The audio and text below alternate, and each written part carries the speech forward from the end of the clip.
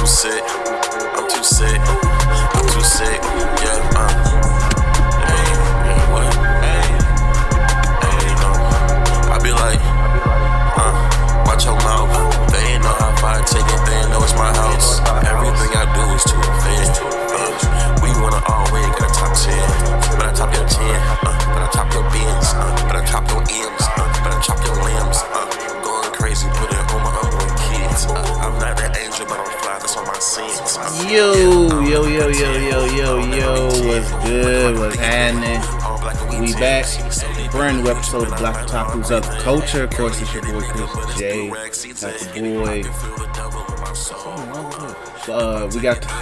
We got Cam on here. What up? Always, we got Trail Sav. Yo, why the music not going off? Oh, I don't know, G. I could have. Why is it not fading? I'm like, bro, why? I don't remember that, but that song is like a minute 40, so I exactly don't know, like that.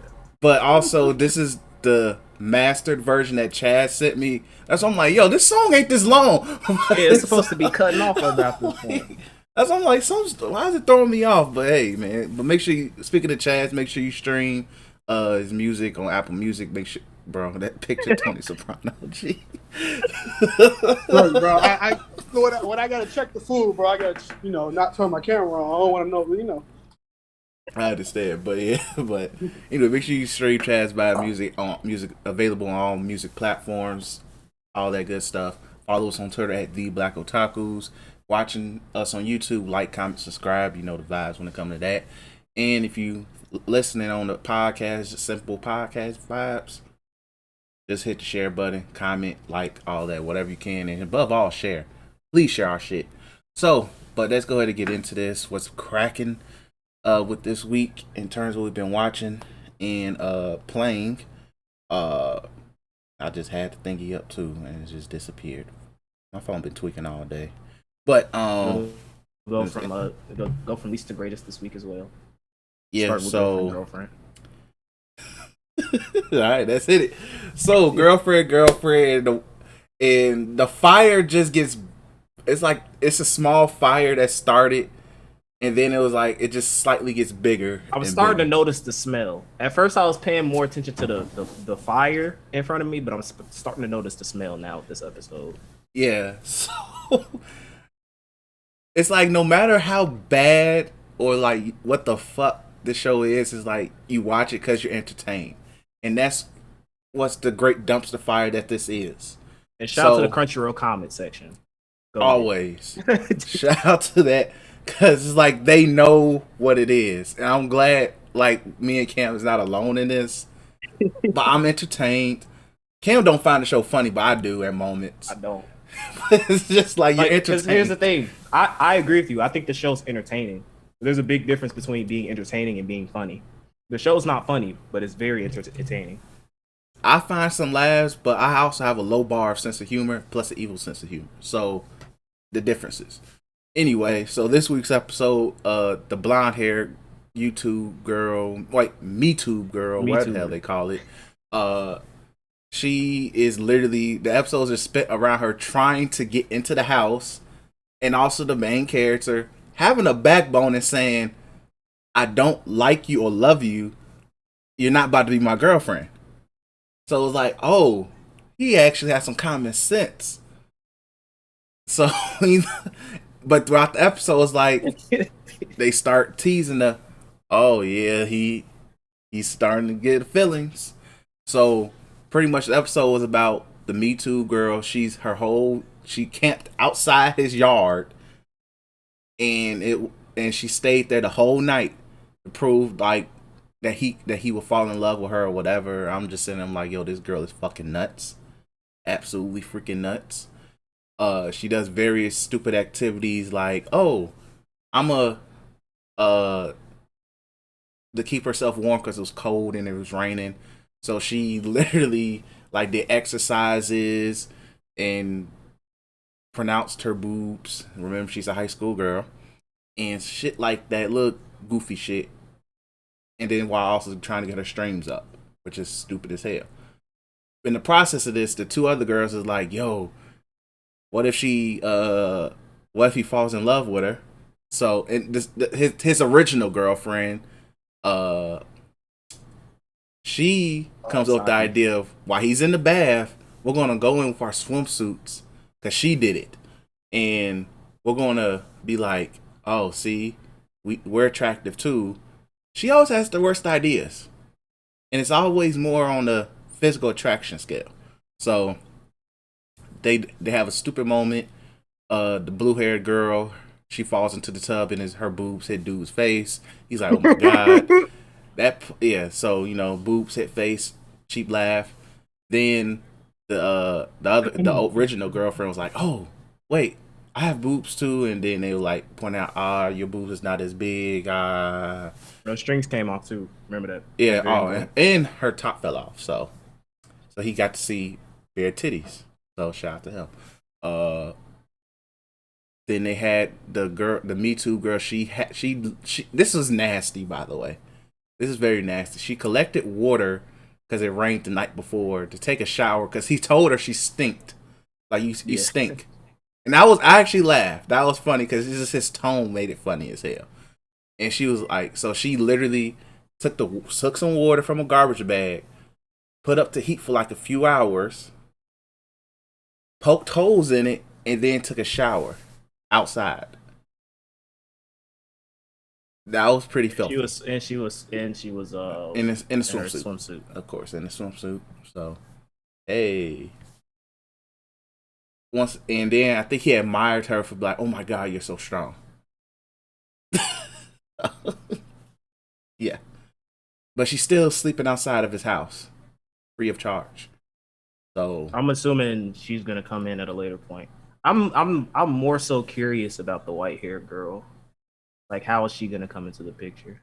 Probably by the end of next week's episode, she'll come into the fold. I hope it's not a red girl, the red haired chick from Rent a Girlfriend. Like, I hope it's not a situation like that where she comes in for like barely one episode and we never see her again.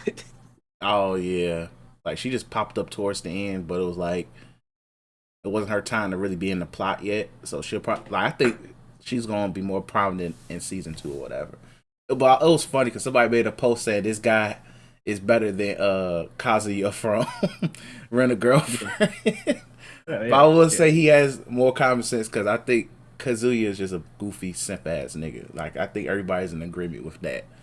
It's just this dude is also unrealistic because it's like, nigga, nobody unless you're in a poly relationship, but this is high school. In Japan, no woman who loves themselves is gonna put themselves in a situation like that unless they poly. Exactly, unless it's a poly relationship. But we're talking about Japan here, so I don't know how progressive modern Japan is nowadays. I don't know, but this is a very traditional as cultural people. No, no, especially in high school. Because I know how high school girls are. They're selfish. Evil. I know how it was for me in high school. Balancing multiple women, man, a fight was going to happen. And I got in trouble for it. So anyway, it is what it is. Girlfriend, the fire is just getting bigger and bigger. So, but yeah. Next, we have Remake Life. Remake Life. Yeah. I didn't watch this week's episode yet. I forgot to watch it today, but you didn't miss it. Wasn't anything like, I mean, this is a slice of life, so really, as far as like spoilers, it's not really like, oh no. It's like the theme of the show is figuring out what the hell you want to do with your life. But this is like another nautical episode. That's the blonde hair chick who can sing. Basically, it was a school festival episode. They did some cafe stuff. Who cares? And then basically at the end of the episode, they're having like this concert performance, and they had like a guest star from a popular band or whatever, and then then they found out that they weren't showing up because they were booked someplace else. So then they were like, "Hey, Nanako, you've been practicing your singing and stuff. Go out there and perform." And she gets scared, she runs off. Then the main character goes after her and goes like, "No, I've seen that you're very serious about this. You can do this. Go ahead, do your thing." She gets out there. She's still in her maid outfit. by the way, which is kind of funny. But then she performs. Everybody's like, "Oh my gosh, your voice is so captivating!" Blah blah blah blah blah. She rushes out because it's confirmed at this episode. I'm gonna call this the cuck episode. Basically, the blue hair chick. There was something he passed out in the earlier episode, and the blue hair chick basically, classic Japanese, sitting on lap type of situation. And basically she's like, "Oh, you like my art so much, and you've shown so much support to me." And she's about to kiss him, but then they get interrupted to do more school festival stuff. So at the end of this episode, after the concert is over, Nanako goes looking for the main character because she's like, "Oh my gosh, I did it, blah blah blah." She rushes out. Main character and the blue hair chick are sitting by like this fountain place, and blue hair chick gets up. They're just talking. She gets up close to him because she's short and he's still sitting down. She's like, "Oh, we're the same height for like this." And she goes in for a kiss. And then she's like, "Well, I don't." She says some sly shit like, "I don't know why I did that" or whatever. But Nanako gets cucked because she sees she's like on the other side of the fountain where they can't really see her, but she's like holding these like ice cream cones because she's about to go to the main character. So she unfortunately got cut. But I don't think that's the end of that. Because like if it's not painfully obvious that this man has a harem, he has the blonde hair chick, he has the blue hair chick confirmed, and for sure he's getting that red hair chick. So that was episode. What episode was that? It was episode 4. So it was a pretty decent episode. Okay, cool. I'll check it out. Then we have Tokyo Revengers. So this week's episode, I really enjoyed this week's episode. Probably mainly because they revealed Chifuya, and later on he plays a good role. He keeps Takemichi accountable. Like not to give no spoilers, but he keeps him accountable, and I like his character in that aspect. I really wish whenever we talk about Tokyo Revengers, anytime we just pop the theme song for like 10 seconds. I'm telling you, that's a copyright strike. That's an easy copyright strike. That's what I'm saying. It's a wig. That's an easy ass copyright strike. We get copyright strike every time we play Smoke. The first second of that show, YouTube is gonna be like, we know that sound is too good, man. Come on, it's crisp. They gonna look like folks off of what's that Nick Cannon drum thing, bro? What's it called? Buddy from Drumline. Yeah, Buddy from Drumline. The fucking band made the dude, whatever. He listening to the pitch. That's how YouTube. I know what you're talking about. We gotta find the trap beat remix. That's the only way you can hear a pitch of that song. I thought we moved on from that, but yeah. So that's the only way you go hear it. Literally the only way, and I'm good. So anyway, so they reveal Chifuya. He was the dude that got beat up by Baji last episode, 2 episodes ago. Because he got I was like, who the hell is this? And then when they showed the flashback, I was like, oh yeah, this dude got literally beat the fuck dang near to death, but the man literally was sitting on a swing with bandages, like look, it was another day in the office. So pretty much he sees Takemichi, says, oh, like introduce herself. He was like, oh, we walked the band about the other day. He was like, yeah, I was the dude that Baji beat up. So then Takemichi was like, so what the hell's going on? He said, and Chifuya was like, he's not really trying to join Valhalla. He's just trying to expose Kasaki. Yeah, pretty much get info on Kasaki, because later on they revealed that Kasaki is the actual leader of Valhalla. We also start getting a little slight preview of Kasaki's flashback of who he was. Man's looked like a damn salary man, bro. Kisaki was that nigga. Look, Man's walked up like a salary man, like, hey man, you do what I want, whatever you want, you'll get. He's that nerd who wants to be in the streets, and he literally finally got into the streets. Like you remember, he finally hit the streets. He just been around talking about like how these Japanese niggas wouldn't survive here in the West. Yeah. As if they was trying to do this gangster shit. He's the prime example of a nigga who would not survive. Dude, be like, he's not gonna survive. Like he tried he said some edgy shit like, oh whoa, like he's like, the moon always shines on me or some shit like that. I'm Like, nigga, what? Like, nigga, you look like you supposed to be doing somebody's homework, my nigga. So I'm telling you, that's sitting in the lunchroom by yourself activity, bro.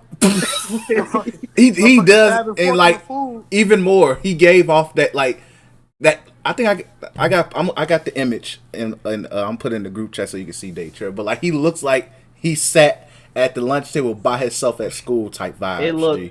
It looks like he's tried so hard to talk to people, but he always says the wrong thing, so people avoid him. So he just adopted that persona of like, all right, I'm just gonna be antisocial as fuck, so that I can try to be social. Like it's like he tries way too hard.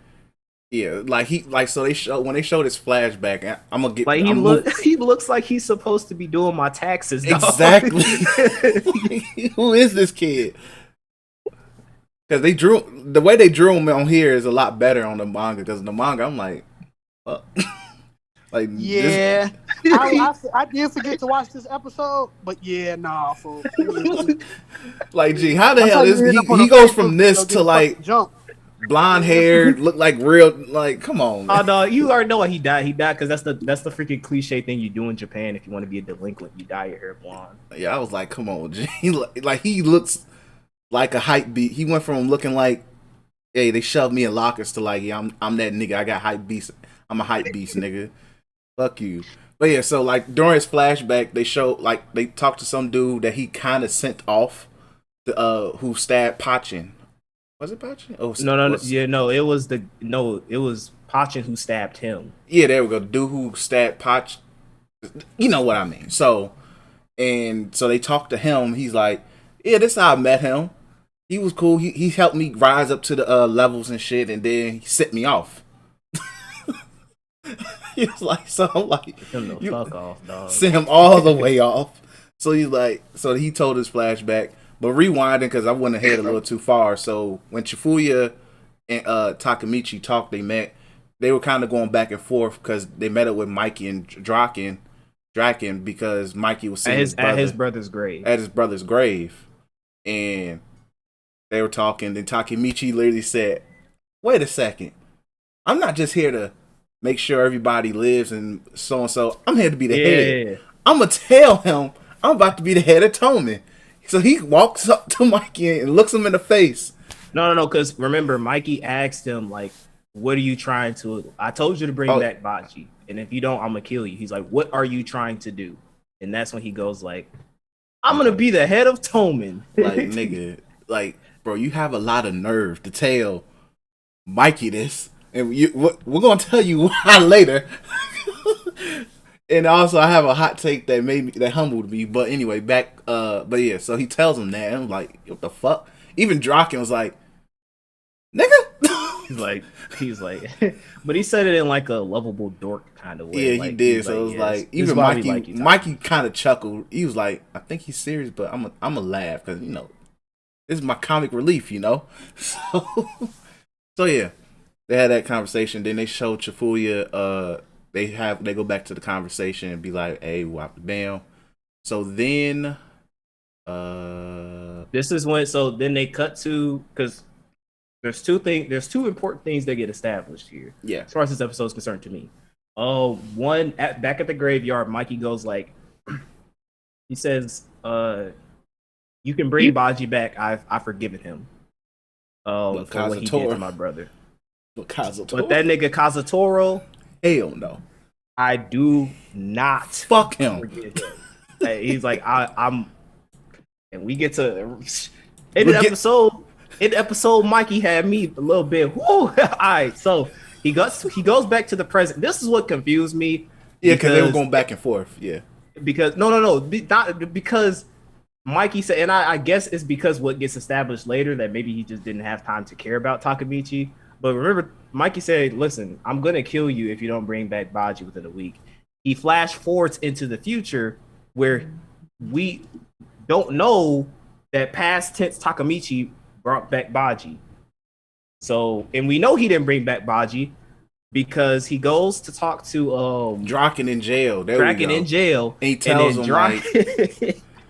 he goes like, what do you say? He's like, all right, look, we, you know, we know about Kasaki, that Kasaki is the head of Valhalla. He's like, what the hell are you talking about? Mikey is the head of Valhalla. And he goes, it was made specifically for him.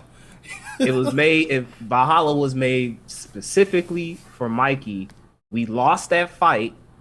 And basically we got absorbed. Toman got absorbed into Valhalla and basically became Kasaki's bitch.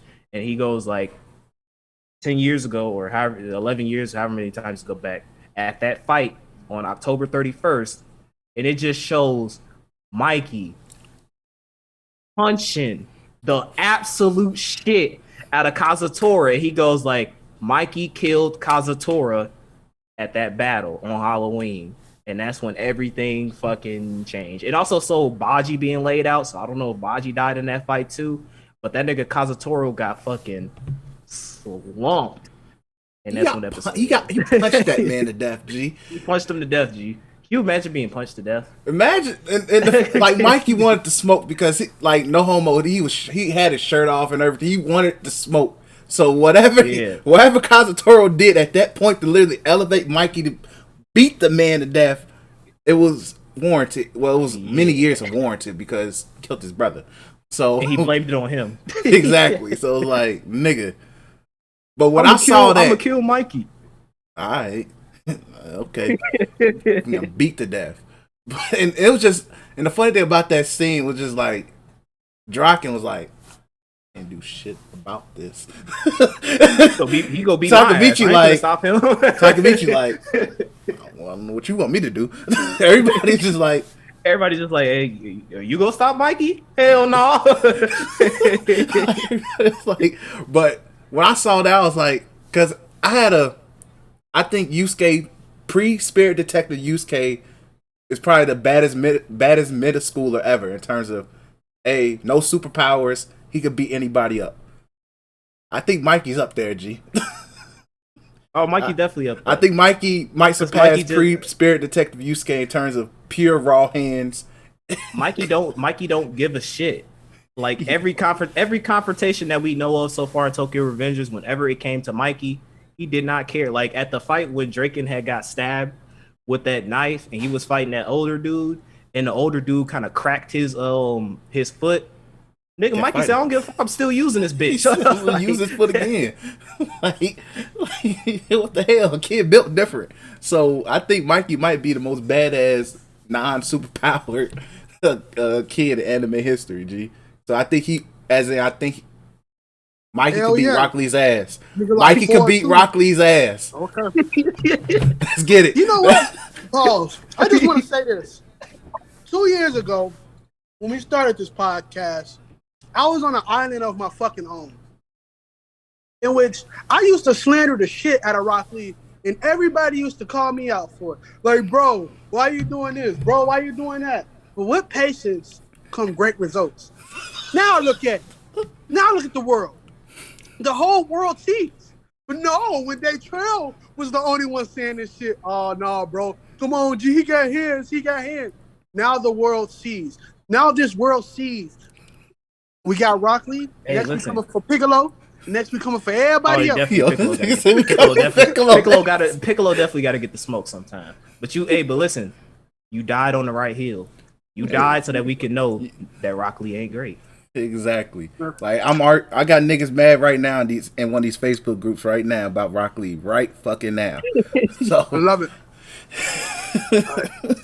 But anyway, so yeah. Decent episode of Tokyo Revengers though. Really decent episode. Once that bloody Halloween fight happens, you're gonna enjoy it. You're gonna enjoy it. I can't wait to see it animated.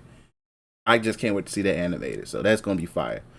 Goddamn, why do I keep losing this damn picture? So I think next was we'll talk about Sunny next. Oh, okay, Sunny Boy. So vibes. This animation. This is the show that you watch when you get high. This is a high show. This is a you have. All right, let me turn on and watch something, G. Like and also if you want to comprehend everything, you might have to watch it 2 times. Yeah, this show requires a lot of attention. Like, much. and it's not like I said, we're not saying it's bad. It takes a lot of attention to figure out what the hell is going on. The vibes and looks animated well. There was a point where I was like, "Yo, I don't know what the hell's going on, but this animation's on point." Yeah, it's just like everything, like, because this episode, honestly, not much happened. So I can speed past the summary. Like, basically, something was happening with students on the island. Like, these 3 students got they were frozen. blacked out or some shit or something. Like, they were literally. I liked how the way they portrayed them. Like, they weren't like frozen in ice. They were like, it's like if they took their character model and just blacked it out, and they were like frozen in place. And so there's a lot of things. There's a couple things that get established in this episode. Is that the main character has been helping. I'm assuming the nigga who can just fly around and shit. He's basically the Superman of this world. This nigga could just do everything. Because the episode opens up with him in like the bathroom, and they push the main character into this toilet, and then like it's like a portal to another world. It's red everything, and it's creepy ass little centipede things at the bottom, but then they rescue him. So basically the main character has been helping there's separate groups here, but like I guess the exploration group, which consists of Middle Eastern folks, in freaking super Jap. Shot sense of that. Shot sense of that. 26. All right, cool. All right. Super like anime. Super Jack. 26-minute mark. All right, cool. That's all I need to know. Because the man can just do everything. No, it's good. We'll call him Anime Man. So Anime Man, Middle Eastern folks, and then college thesis girl, and then the main character. They're part of basically finding out everything they can about the world, different portals to what they call this worlds, basically. So in the midst of that, the student council president orders the chick from the last episode who was getting called out. Basically, her superpower is basically being an IG model who don't like to pay for their own things. Exactly. So essentially, like, she orders stuff and it instantly gets delivered to her. So they asked her to conduct an investigation because she doesn't work, because she doesn't have to, because she can just get whatever she wants for free. And she asked the main character to investigate with her, and basically they find this dimension, like this world that has a bunch of curtains, and basically they find the 3 students who were missing, but they discover that the common things between them is that nobody likes them or nobody wants to be around them. So they were saying like maybe this has something to do with this world's rule, where if nobody pays attention to you, you get sent off to this other world. But then they were saying that like, oh, we don't want to work, we just want to be recluse, we just want to, nobody cares about me, so I don't care about them type of situation. During the investigation, the chick gets mad at the main character because he can't fight back, or he doesn't confront his problems because he just doesn't want to. That's honestly, I kind of like that about him. Like, he just doesn't want to be fucking bothered with anybody, so he just goes like, I don't give a shit, like, leave me alone. But she's mad at him because he doesn't like to avoid that confrontation, or he doesn't want to confront that. So he basically says like, yo, get the fuck out of my face, I'm tired of your ass. She leaves.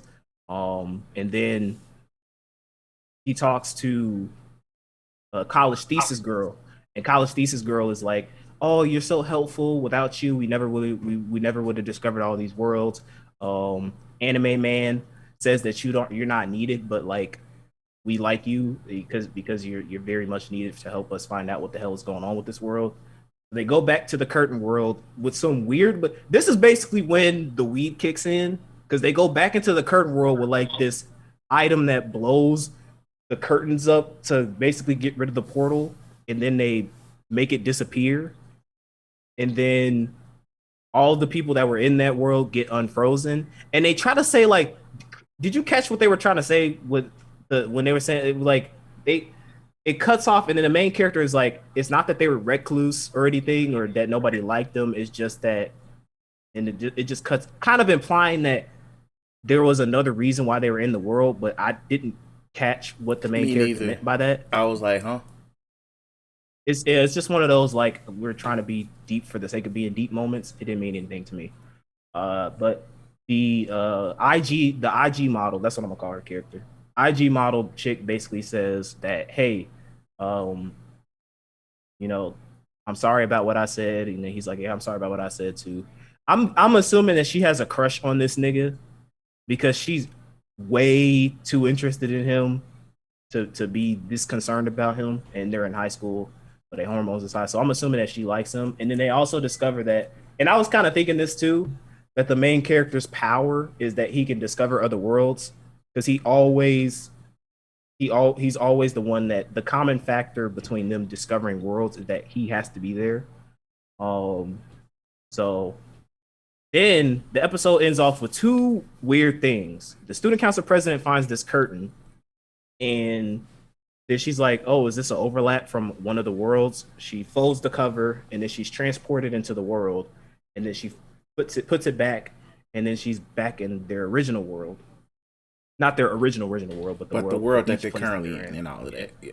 And then Starboy finds this gate to hell, basically, and then he says, this world's savior is, and an episode cuts off because they established that Starboy's power is that basically someone is speaking to him and letting him know what's going to happen in the form of a test or whatever.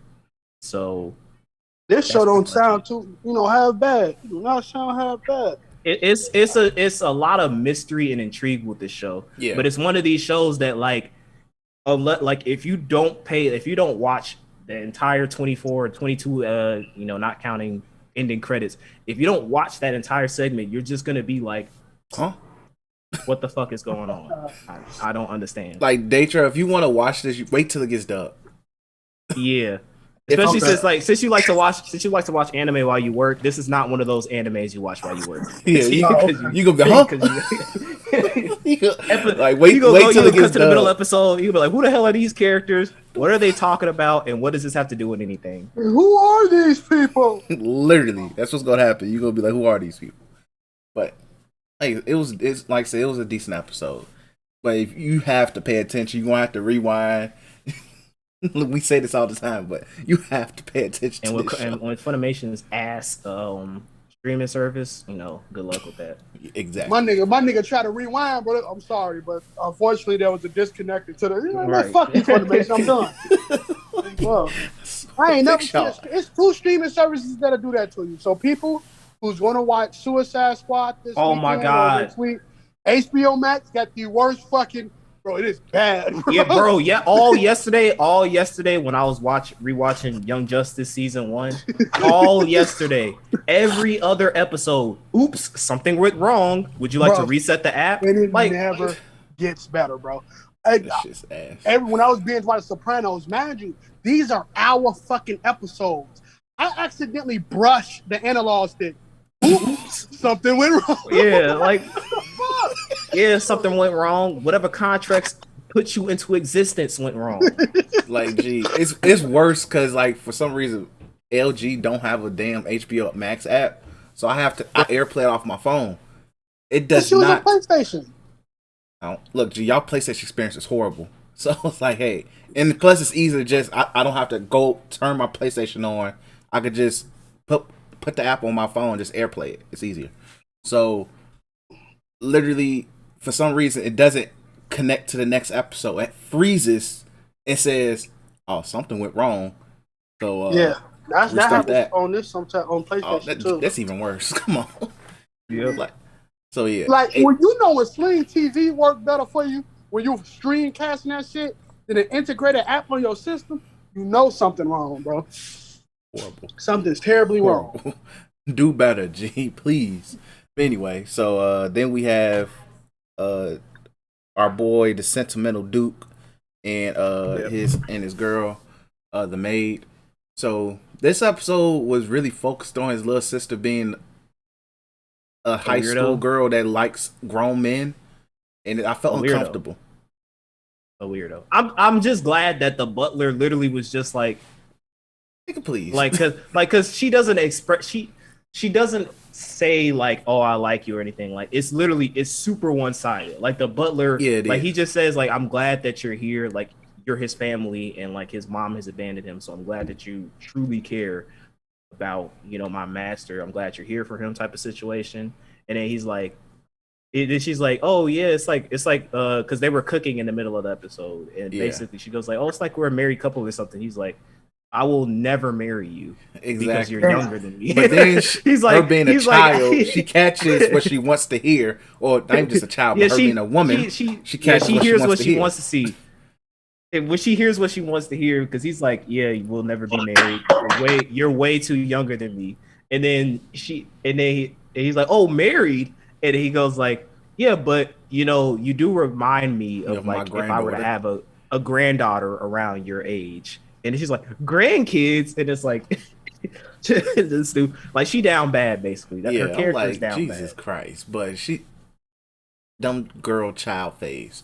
So, but it was focused around her and just that. Then they went back to the witch situation, where they went skating, which was a nice little moment. My man was I was scared because I'm gonna say, "Gee," when she said skate with me, I'm like, nigga, how? Yeah. How? I would say, gee, Yeah. if this nigga touch her hand on accident, gee, that's a hell of a way Yeah. to end. Yo, I need a abridge of this series, G. I need a abridge. At a bridge where like it'd be funny. A concept for the bridge would be so he still has the power to curse people about like if he touches them they die, but then they make Alice have a power where she can't die. So basically, she gets brought back to life, and then like they could just kind of manipulate the episodes into which like they're touching each other, and she dies in funny ways, and then she just comes He back. goes right back like your thing. Like I need a abridge. If somebody has the time and patience to do the edits, you earned work the work viewer and subscriber, and I work will on pay that for your Patreon. concept. And I will pay for your Patreon. But shout out to whoever would do that abridge.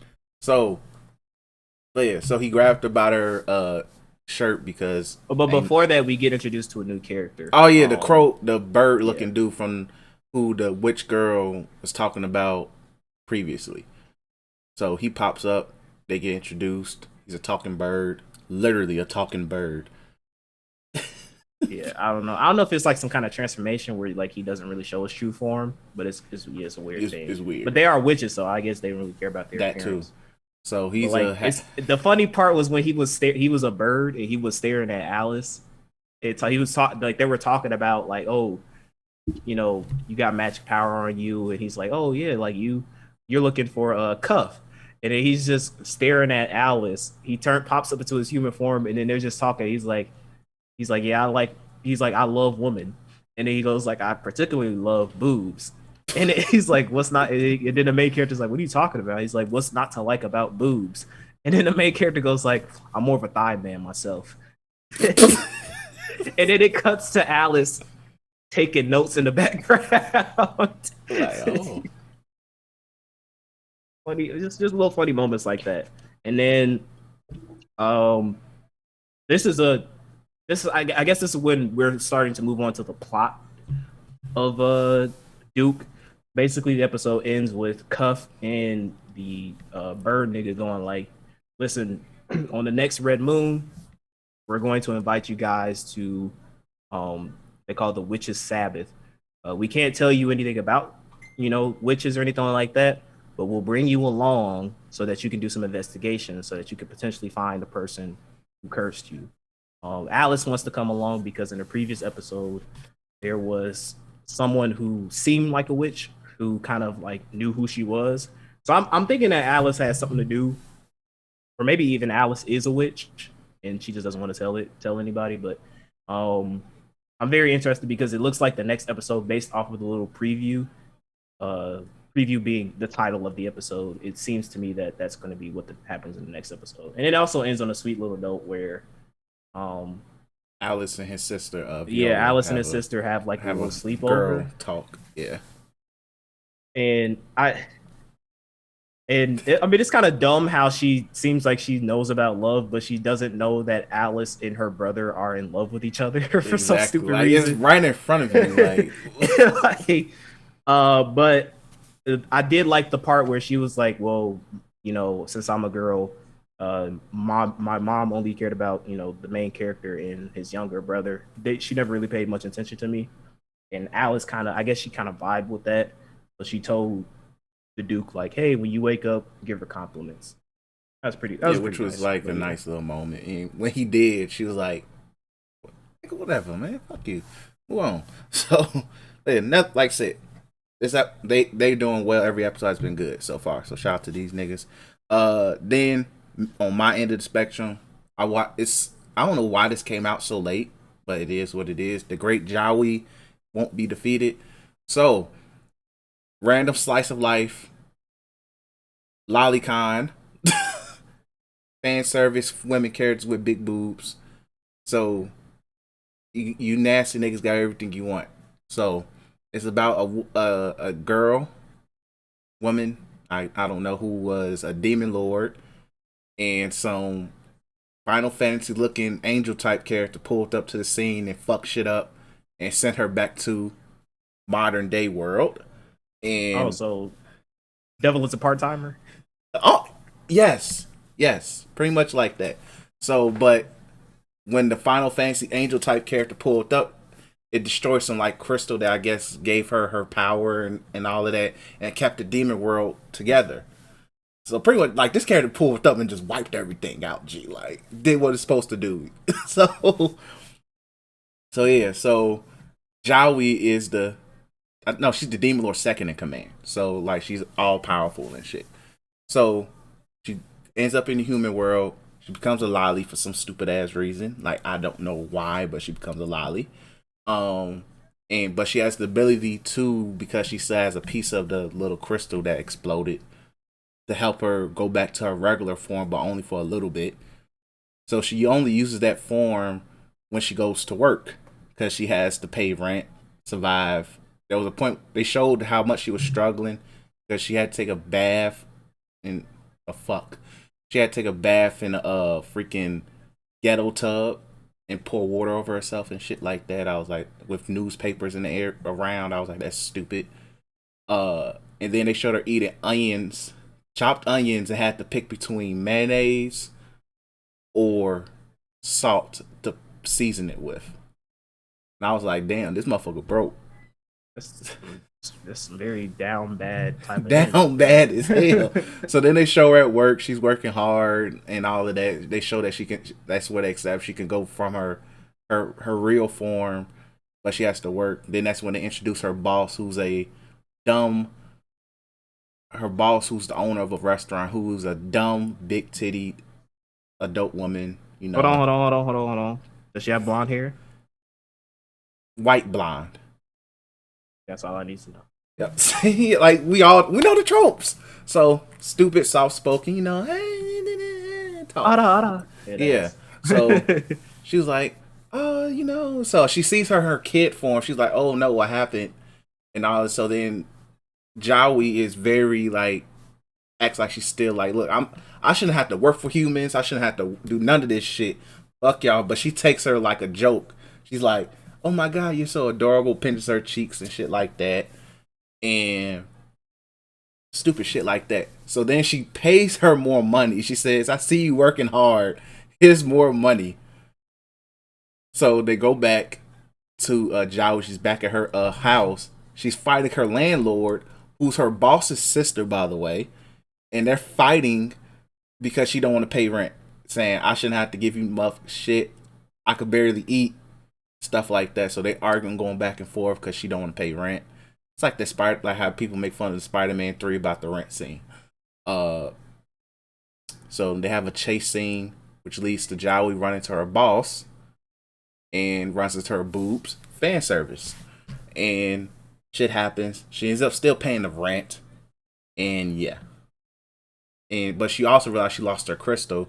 The crystal she lost was at her job. She goes to her job. She talks to her boss. Her boss is like, oh, this is yours. I knew it was yours, but I kept it. And the job was like, you shouldn't wear that because it gives bad luck. So then she's like, did anything happen to you? She says, no. The only thing wrong was my back was hurting and my shoulders are sore. She was like, and insert boob joke here. Yeah. So we know what we're getting here. And then she got the crystal back. She was happy. Episode ends. So yeah, you're gonna be on your own on that one, buddy. I'm probably not gonna watch another episode. This is I'm curious to see what's going on type show. So yeah, I'm probably done. But if you are into that type of shit, slice of life fan service type, and you like lollies because you're a sick fuck, and you like stereotypical big boobed women who are dumb in anime specifically, this is for you. It is for you. So it is what it is. And then what else I've been watching? I've been watching Titans still. I'm almost done with season 2. I think I got 2 or 3 episodes left. The last few episodes I watched, Deathstroke is that nigga. When I say he's that nigga, this nigga's barring these niggas up. He's the reason why the Titans broke up twice.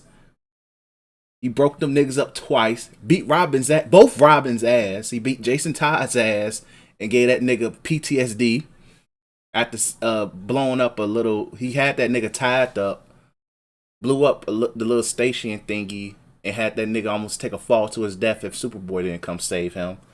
Pretty much beat Dick Grayson's ass twice, while also in the process of killing. Deathstroke killed his son, but he also blamed Dick Grayson for that, which led to the original reason why they broke up. And then then Dick Grayson, after the second time they broke up because Jason Todd has PTSD, and they got mad because Dick Grayson didn't tell them that Deathstroke is picking on them because he's Dick Grayson's the reason why he killed his son. He was like, you know what? They were like, no, fuck you. Outright. They all left. I was like, why y'all keep leaving this nigga? The Superboy introduction storyline was decent. It was a little weird how they said he had 2 daddies. And I was like, I see what you're doing here. But no. If they did it the way that Young Justice did it, I would have.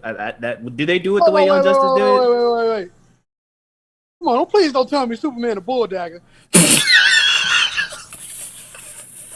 Do they do it? Okay, so Young Justice does it where he was the Cadmus program where they were like, all right, we're fucking around with Superman's Kryptonian DNA, but we can't do it fully because we won't be able to control him. So he has to be half Kryptonian, half human. Yes. So it's like the blood of Lex Luthor, blood of Superman. That's what they do. Okay, yes, but it's just they did it like that. They kept the storyline true, but they made him sound so stupid by saying, "So I have 2 daddies, Lex Luthor and Superman's my daddy," and it was just like, did they know this is a joke? I know they did it like that. No, seriously, that's how he said it.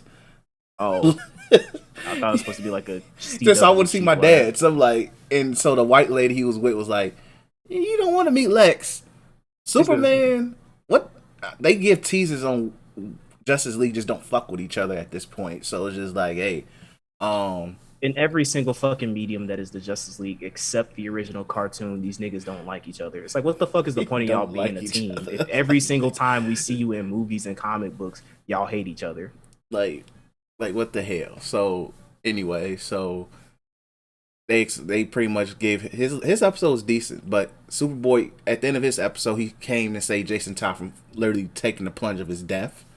In the process that he got shot by a Kryptonian bullet, so he was out cold for like a couple episodes. But Starfire came to save him by literally burning out the Kryptonian out of him, the Kryptonian poison out of him, which was pretty neat. Starfire pretty much. So yeah, after the Dick Grayson said, So Dick Grayson, after everybody leaves, say fuck you. He goes to Deathstroke's family's crib. So he goes to his wife's house. Say, I apologize for the fact that your son died. So I apologize. She says it's whatever. I don't really care, but I forgive you. Then they show Deathstroke was sitting in the living room, chilling in the cut. Turned around and said, look, man, all that apology shit ain't nothing. But also, since you here, and the nigga and your group broke up again, you dropped some bars and told that nigga, if I find out that the Titans is back together, even for a weekend, hanging out, I'm killing y'all on sight. I cried, bro. I cried. It's like I never understood why you have a bitch that has ties to the hellish underscapes of literally Satan's daughter, basically. You have a chick who can freaking fly into space and even face the searing heat of the sun. You have a nigga who is transcended from a man of science and God himself, Superman. You have the protege of one of the world's greatest detectives, a nigga who can go toe to toe with even Man of Steel Superman. And I never, even in the OG Teen Titans, I never understood why the fuck Deathstroke was such a big deal. Any one of them should just be able to. This nigga literally just has. They're not even teenagers, so they're adults. They're adults at this point. So it's like even worse. All he has is a hand. He's evil Hawkeye. He's evil Green Arrow. That's all. That's it. Because he literally just has enhanced abilities, like I can hit a little harder than your average human. Not like supernatural, superhuman strength. Is literally, well, a human can only go 60 miles an hour. I can go 70. Like, this nigga is not. I mean, I know I'm probably offending a lot of DC fans, but it's like this dude literally Superman can pop. Superman can literally pop up and literally punch this nigga in the chest. He's dying. So, boom, like he's dead. Like I'm just trying to understand. I'm just trying to understand why are they struggling against this? Like, what is the big deal with always trying to make these like humanoid ass villains? Like with Stain from My Hero. Why are y'all trying to make these niggas who's like, if you look at the overarching world that they're in, it's like you ain't shit. Really not. Why are we hyping you up like this, dog? Really not. You don't like you. All you have is the words. You don't have the authority or power like Thanos. Man, if Cam gonna hate Deathstroke, I wonder how you gonna feel about Slade. But never understood that in Teen Titans. Never understood that. The daughter of Satan, and you scared of. And like the funny thing is, swords. Like Cam, I think because it was when they were trying to say Jason Todd, Starfire was with him, so Starfire threw fire at this nigga. He somehow it didn't make a difference. He shot her in the arm. Was like, all right, she's out of commission. And I don't know about the lore of Starfire, but I know they said that there's a reason why she's called Starfire because her fire is like the heat of a fucking star. Yeah, literally. And in an average we can't even get within like a light year of the heat of the sun before our fucking skin evaporates into nothingness. You mean to tell me Deathstroke is like, oh, ew, the shot sun her in the arm and she was tickles. Like, all right, man, I'll be smooth. So the Dick Grayson plot and Deathstroke plot is just hilarious because that nigga had them shook. He broke the Titans up twice in the flashback and then during the real time of the story. Starfire little storyline is stupid because Blackfire pretty much took over her plant, took over the Tamaran, killed their parents. So she's trying to get Starfire up out of here. So her little boyfriend security came trying to save her, say please come home. Somehow Blackfire mind controlled this nigga, and to the point where literally he tried to get Starfire to come home and all of that, but then Starfire was like, I'm not fucking stupid, so I know you're mind control. So literally this is Blackfire talking through him. So she was like, hey, can you fight this, because I need to hear some things from you. And he just says, just kill me, please. Kill me. So once again, and Cam, this is the funny part, because what I'm about to say, it literally talks about what you were just saying, how she can literally just kill anybody, and why you didn't do this to Deathstroke. She sent a light fire like a flamethrower at this nigga, He burnt to crisp. So okay, so because this is what we call in classic literature. I'm not a fucking like, but you notice this in a lot of video games, anime, shit like that. Is what we call um. It's called I don't know the specific meaning of it, but it's basically in video games it's called gameplay story segregation. Basically, like say for instance, um, 2000 oh my, I can't believe I'm referencing this, but this is like as close to home as it gets. Sonic the Hedgehog 2006, that ass game that came out on the PS3. If you remember Silver the Hedgehog, his introductory scene was him flying across the world in like his using his psychokinesis powers, right? But he only did that in a cutscene. In gameplay, he walks slow as shit and he can only hover for like a few seconds. So it's like the same thing here. It's like you have they're only as strong as when the plot demands them to be strong. It's not like they're consistent. They have a consistency as far as like, okay, we've established how strong this character is. So if character is fighting this person or this person, regardless, they're going to be a set amount of strong, unless they factor in some emotional bullshit or whatever. But the fact that you talking about like a little peef, and he It wasn't burnt like a crisp. a peef, but it was good. It was like No, but here's the thing though. Still, Was that dude from their original planet? yes, he's a Tamaranian. So Peep, that was a light fire for them because you would assume that, you know, biology things, right? That their skin is adaptive to like resisting certain types of heats and shit like that because they need to for the sake of their powers. You mean to tell me a nigga from her planet burnt to a crisp, but this nigga Deathstroke, who is the equivalent of evil Hawkeye, is basically evil Superman when the plot demands it, and everybody else is. Hold on, Kel. I got you. I got the answer for you. It's this thing called we make somebody powerful, but we give them this one thing to make them not powerful no more. A mental blockage in which they don't use their full extent of their power because they don't want to kill nobody. That shit. They are a good killer.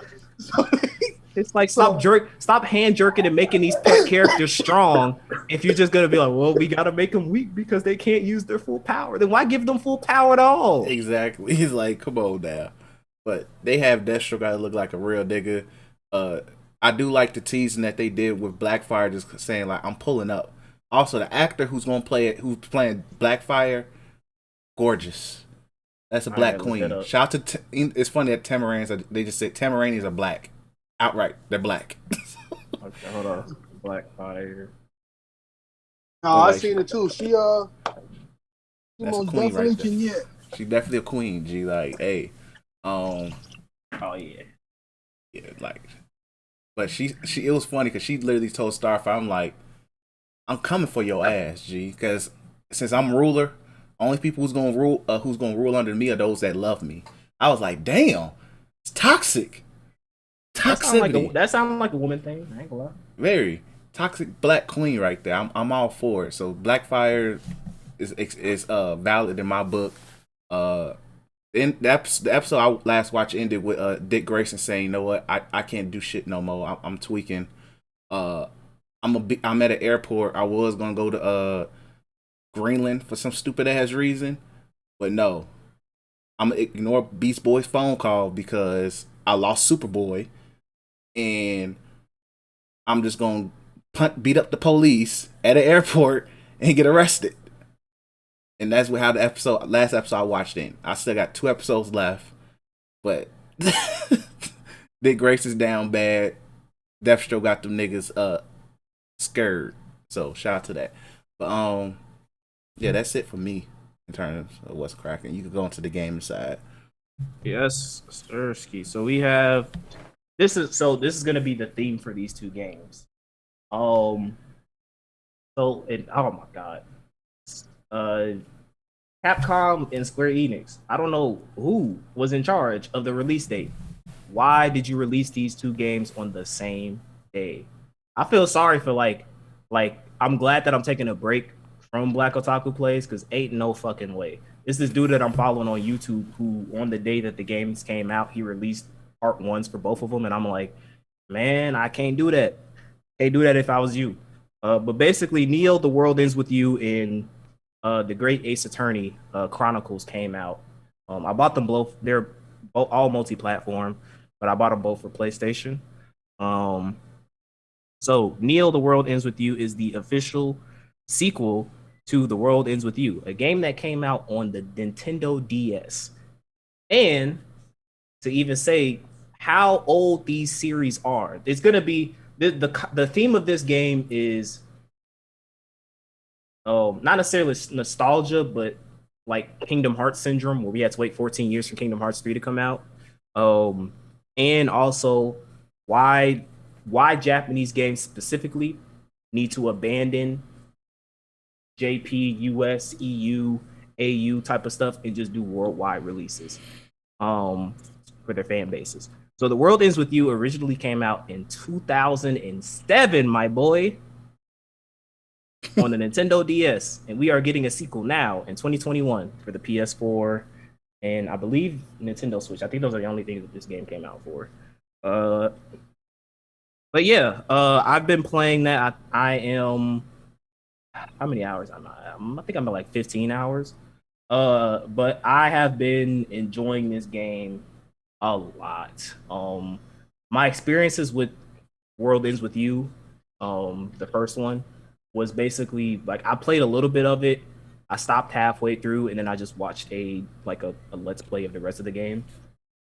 Just because I didn't really the gameplay for the DS was really kind of like it wasn't my style.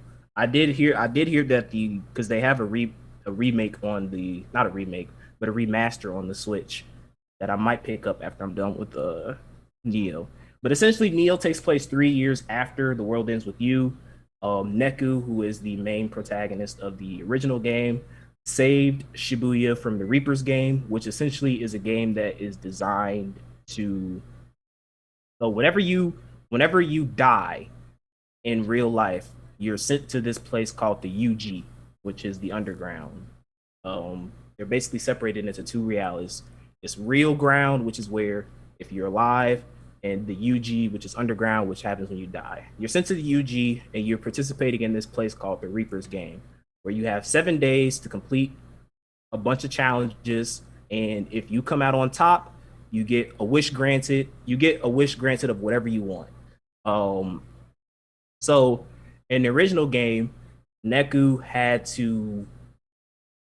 There was a kind of a conspiracy behind the game where if they lost, the entirety of Shibuya would have been erased from existence, meaning not just the world, like not just that area in Tokyo disappears, but people's memories of it disappears. So like whoever is both in the real life and on the underground. So whoever was alive in Shibuya once it got erased, no matter what family ties, friends ties, whatever, they would be wiped from existence literally. They established that in Neo because there's a part of the game when they said that Shinjuku got erased, and the main character was like, "What do you mean Shinjuku? Like we don't know what the hell Shinjuku is." And it's like, "Yeah, you don't know because it got erased from existence." So basically, the theme of this game is so the main character's name is Rendo, and his best friend Fret.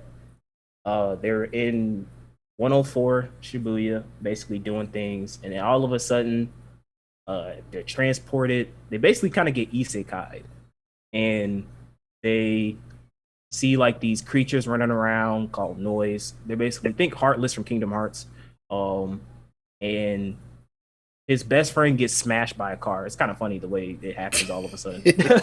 Yo, but the main character getting smashed by a car animations are just hilarious as hell.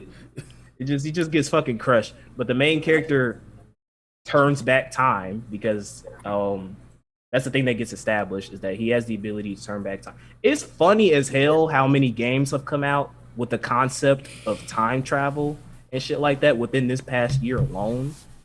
It's like a lot of the Japanese games I've been playing is literally like, yeah, I can manipulate time or whatever like that. But basically, they find out that they're in the Reaper's game in Shibuya, and they don't know what the hell's going on. But their main objective is basically there. There are five. Yeah, there are 5 teams that are participating in the game. You got the Ruin Bringers, the Varia Beauties, Deep River Society, Pure Hearts, and the main characters group, which is called the Wicked Twisters. And basically, they all compete against each other throughout the week to get as many points as they can in order to get their wish granted. So the main characters group is obviously they want to be brought back into real life because they establish, and there's a lot. I need people to bear in mind that I'm giving you the Clip Notes version of the plot, but you need to be reminded that this is a JRPG, this is a Square Enix game, and this is a game by Tetsuya Nomura. So what I'm telling you is I'm just trying to tell you things that make sense for now. There's a lot of shit that I could go into that's take a lot longer in this podcast, and we ain't got time for that. But I will probably cover that in the Black Otaku reviews. But there's a lot of shit. But this is just kind of like week 1 stuff. I'll put it like that. So they want to win the game so that they can be brought back into the real life. But then on the 7th day, what ends up happening is that they get gypped, and basically there's this thing that happens with the Ruin Bringers that no matter how many points they accumulate or whatever, the Ruin Bringers always win. And their wish is to always continue the game. They go like, oh, the Ruin Bringers always win because the teams that they get introduced to there, they've been in the game a lot longer than the main characters group.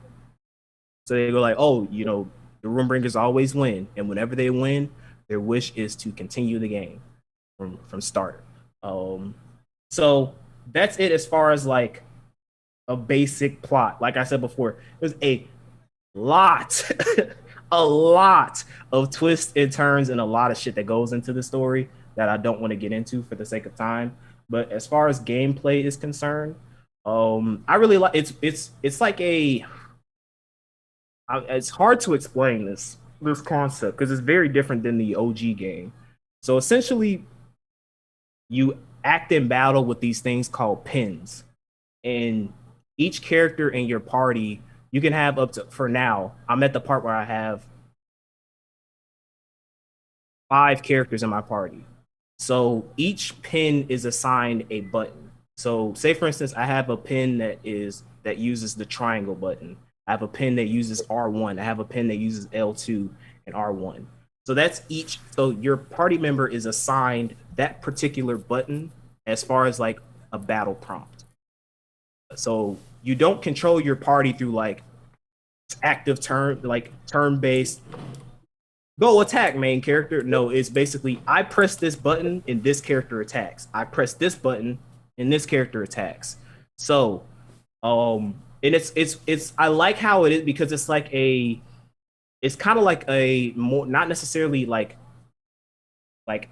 a hack and slash or a turn based. It's more so like a rhythm style because if you perform a certain action, there's something that will happen where an enemy, like a button will appear over the enemy that says, drop the beat. And basically, if you attack your enemy with another party member, you have this gauge at the top of your command that fills up. And once it gets to 100%, you can unleash like a super powerful move on all of your enemies. So your objective is to kind of like utilize all of the button prompts that you assign to your characters through the pins in order to deal certain amount of in order to basically kind of like mix and match and perform certain actions to get that gauge to 100% so you can unleash more powerful attacks. You unlock a shit ton more stuff in battle, but that's just bare minimum basics. Also, levels work differently in this game. There's a system in which you can reduce your level or increase your level. And if you reduce your level, you get higher XP drops. You get higher EXP, pin drops, and things, more money, things like that. And if you increase your level, you get, you know, less experience and stuff like that. So essentially, your levels don't turn to your actual stats. Your level only increases your HP. In order to increase your stats, like attack, there's only really like attack, defense, and I think attack, defense, and style. HP, attack, defense, and style. Um, and the way you get that is by eating food. So food in the game, like you go to a restaurant and basically whatever you eat, different people have different affinities to certain foods, so you get higher stat drops. But that's how you permanently gain your experience. And then once you get to a certain stuff, there's like a fullness thing. And then once your characters are full, you can't eat anymore. So in order to eat, you have to do a certain amount of battles and stuff like that. Your style is essentially equipment in this game is tied to like, because the world ends with you kind of likes to go for this the kind of the style that they have in Japanese culture is a very cultural, like this is how hip Japan is, to say to kind of phrase it a certain way. But basically each equipment has a passive ability tied to it. But in order to utilize that passive ability, you have to have a certain amount of style.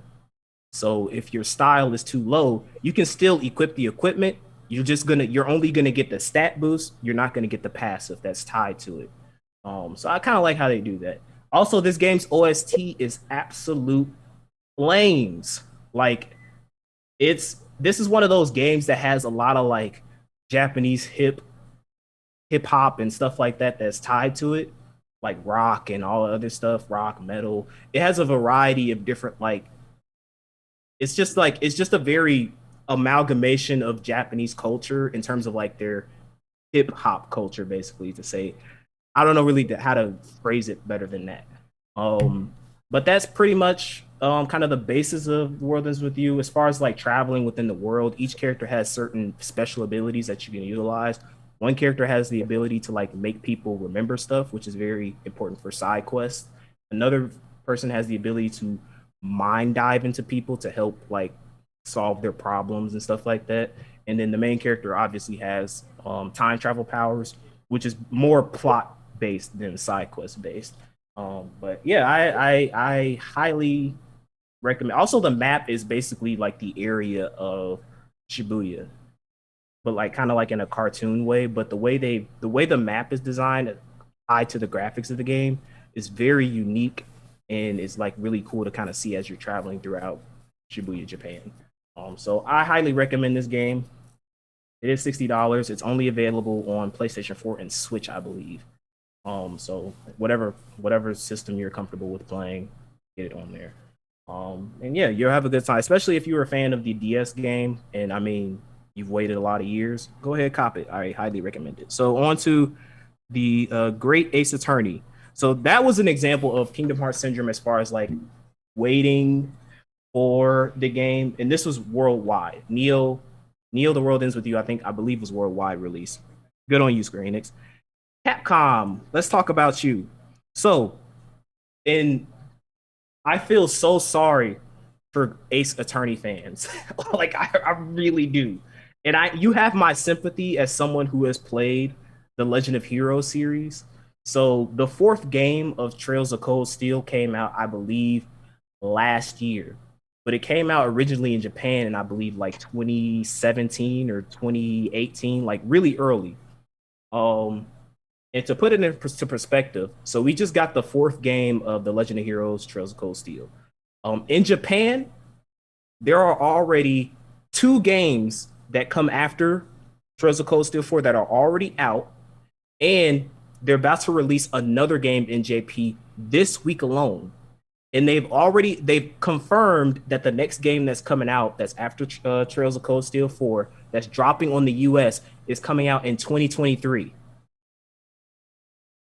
You have 3 games out that are already in JP, and we're not getting the next one of 3 games until 2023. That's hilarious. They got y'all niggas about to throw. Down bad. Ace Attorney fans got a bad worser. So Ace Attorney. So the great Ace Attorney Chronicles that came out for the PS4 and I believe the Switch. Sorry, Xbox. I don't know what happened. But this game is what, because people kind of classify Ace Attorney games by numbers. So this, I believe, is the 7th game in the Ace Attorney Chronicles Ace Attorney series. This game originally came out in 2015 on Japan for the Nintendo 3DS.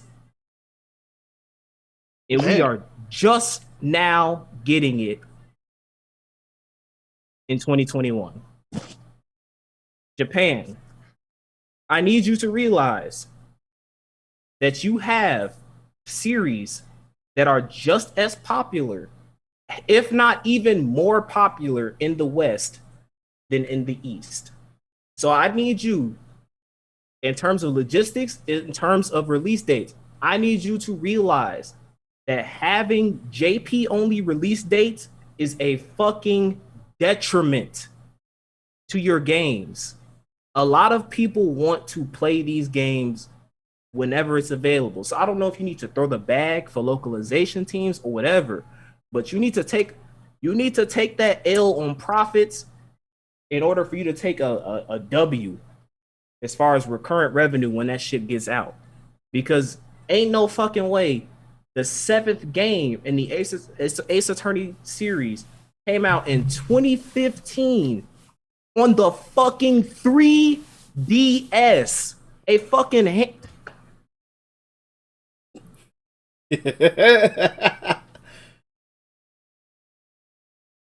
fucking handheld system. This shit. And you mean to tell me I'm playing that shit in 2021 on my PS5? That's like 3 generations ahead. What were you thinking, dog? Like that, it's just, no, it's terrible.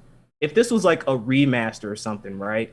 Then it'd be a different story. But the fact that we've had to wait, this isn't like Neo the World Ends with You, where it's just we just waited a long ass time for a sequel, but it was a worldwide release. This shit has been out already, and we're just now getting it. So people who don't have the money, time, patience, or resources to, or just get a port and download this fucking translation pack and fuck around with Nintendo's stupid ass software to see if you can translate everything in game. No, none of that shit. People had to wait years for this game to come out, and I don't know if you know this, Japan, but Ace Attorney is extremely fucking popular in the West. Definitely is. Niggas love Phoenix Wright. Even if you don't know the gameplay mechanics of Phoenix Wright, you've heard of, I don't know. Objection! Niggas reference fucking Phoenix Wright, whether they know it or not. It's like JoJo, basically. That's how popular Phoenix Wright is. JoJo reference. Everything's a JoJo reference.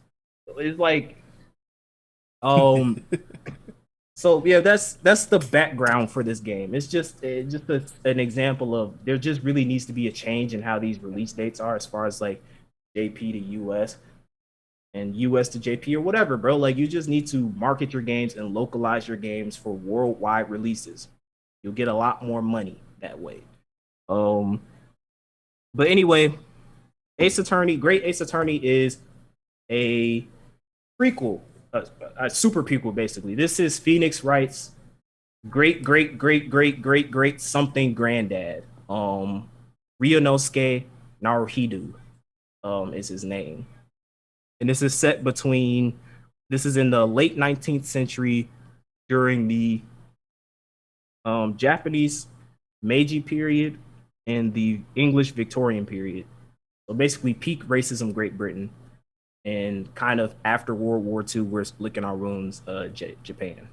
So and I mention this because this game is very like not necessarily racist, but it kind of is racist towards the way that Japanese people were probably perceived by Great Britain. I don't know if this is just over exaggeration.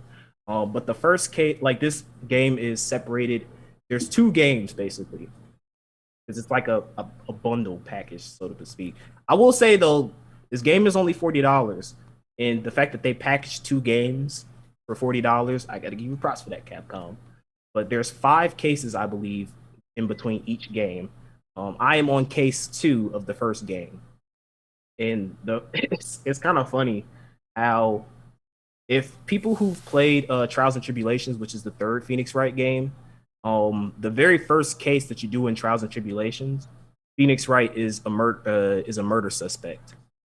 And in this game, the very first trial, which is like Phoenix Wright's ancestor, he is also a murder suspect.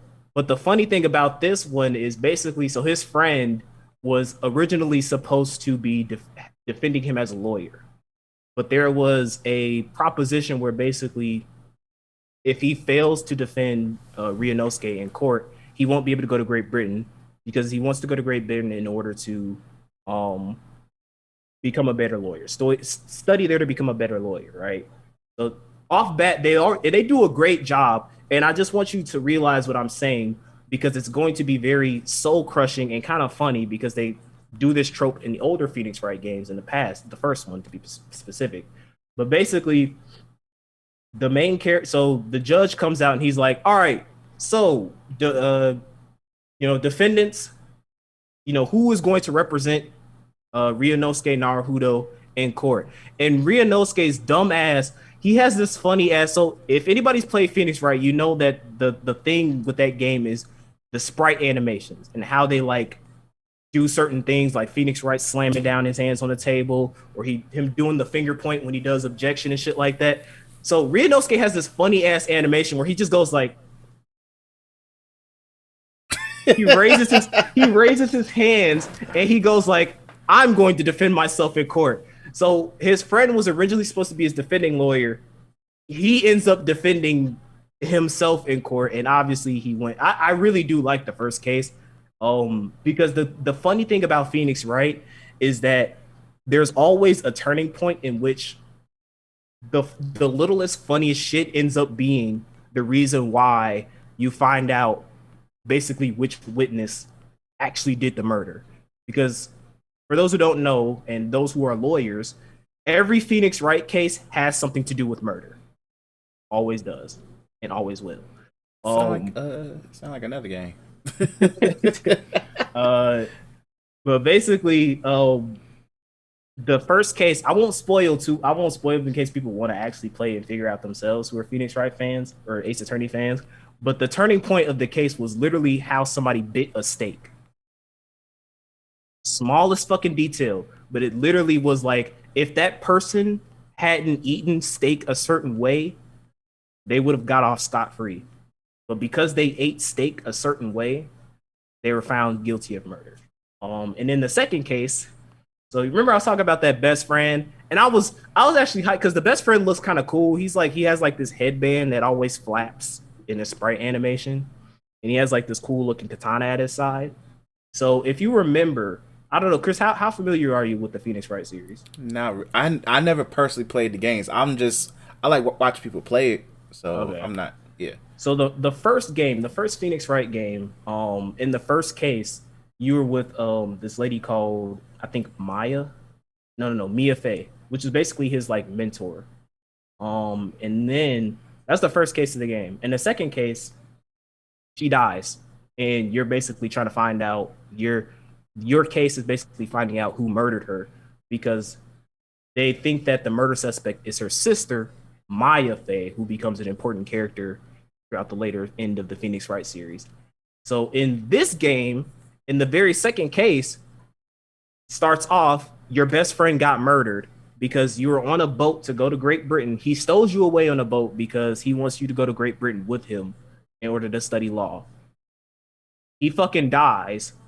And then Ryunosuke already got framed in case 1 for murder. And in the very second case, he gets framed again for murder for killing his best friend. So now you're basically trying to find out who actually killed your best friend in the second case. So very wild stuff in Phoenix Wright, or not Phoenix Wright, but Ace Attorney, the great Ace Attorney.